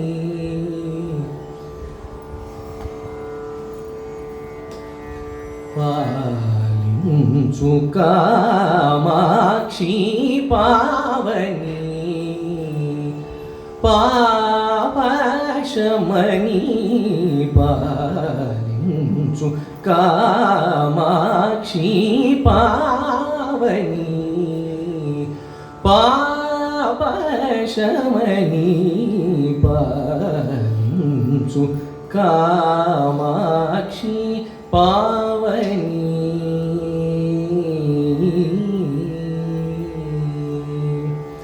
చాలా బహువిధముగా నిన్ను సదా వేడుకొన్న నాయందేన చాలా బహువిధముగా నిన్ను సదా వేడుకొన్న నాయందేల ఈలాగు చేసేవు వేతకరించి వేగమే తల్లి ఈలాగు చేసేవు వేతకరించి వేగమే తల్లి నిసరి పామరిస నిసరి మరిస నిసరి సా రీస నిప మప నిసరి పామ పసరిస మా పామ నిప సాని రీస మరి సాని ప రీసాని పామ రీస పాలించు కామాక్షి పావని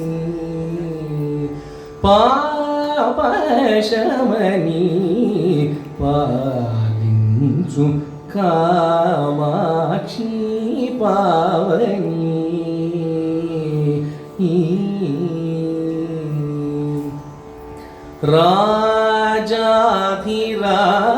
రాజాధిరాజరాజన్ మహూర్తి తటమణి రాజభాజాల నిజ సన్నిధి దేవి సమస్త జనులకెల్ల వరదాయకి రాజముఖి శ్యామ కృష్ణనుత కాంచీపురీశ్వరి అంబరాజముఖి శ్యామ కృష్ణనుత కాంచీపురీశ్వరి వికజరాజీవ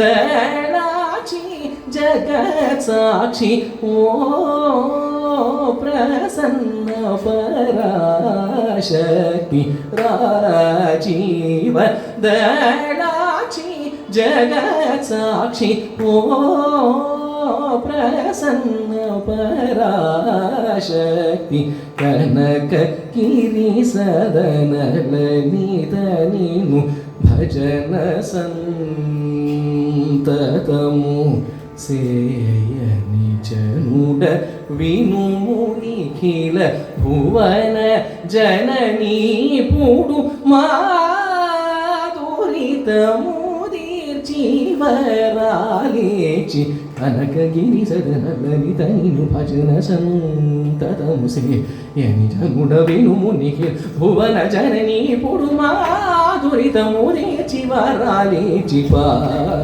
ఇంచు కామాక్షి పావని పాపశమని అంబ పాలించు కామాక్షి పావని పాలించు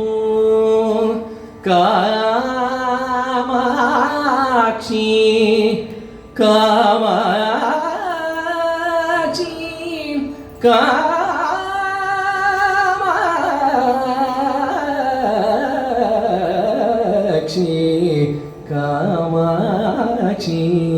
కామాక్షి పాలించు కామాక్షి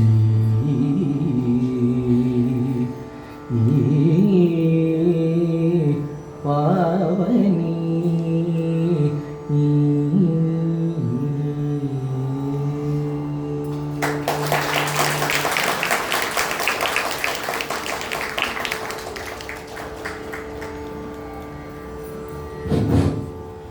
ರಾಘವೇಂದ್ರ ಸಂಗೀತ ಸಭಾದ 32 ವಾರ್ಷಿಕೋತ್ಸವಗಳಲ್ಲೂ ಕೂಡ ನಾವು ವಿಚಾರ ಸಂಕಿರಣವನ್ನು ಮಾಡಿಲ್ಲ.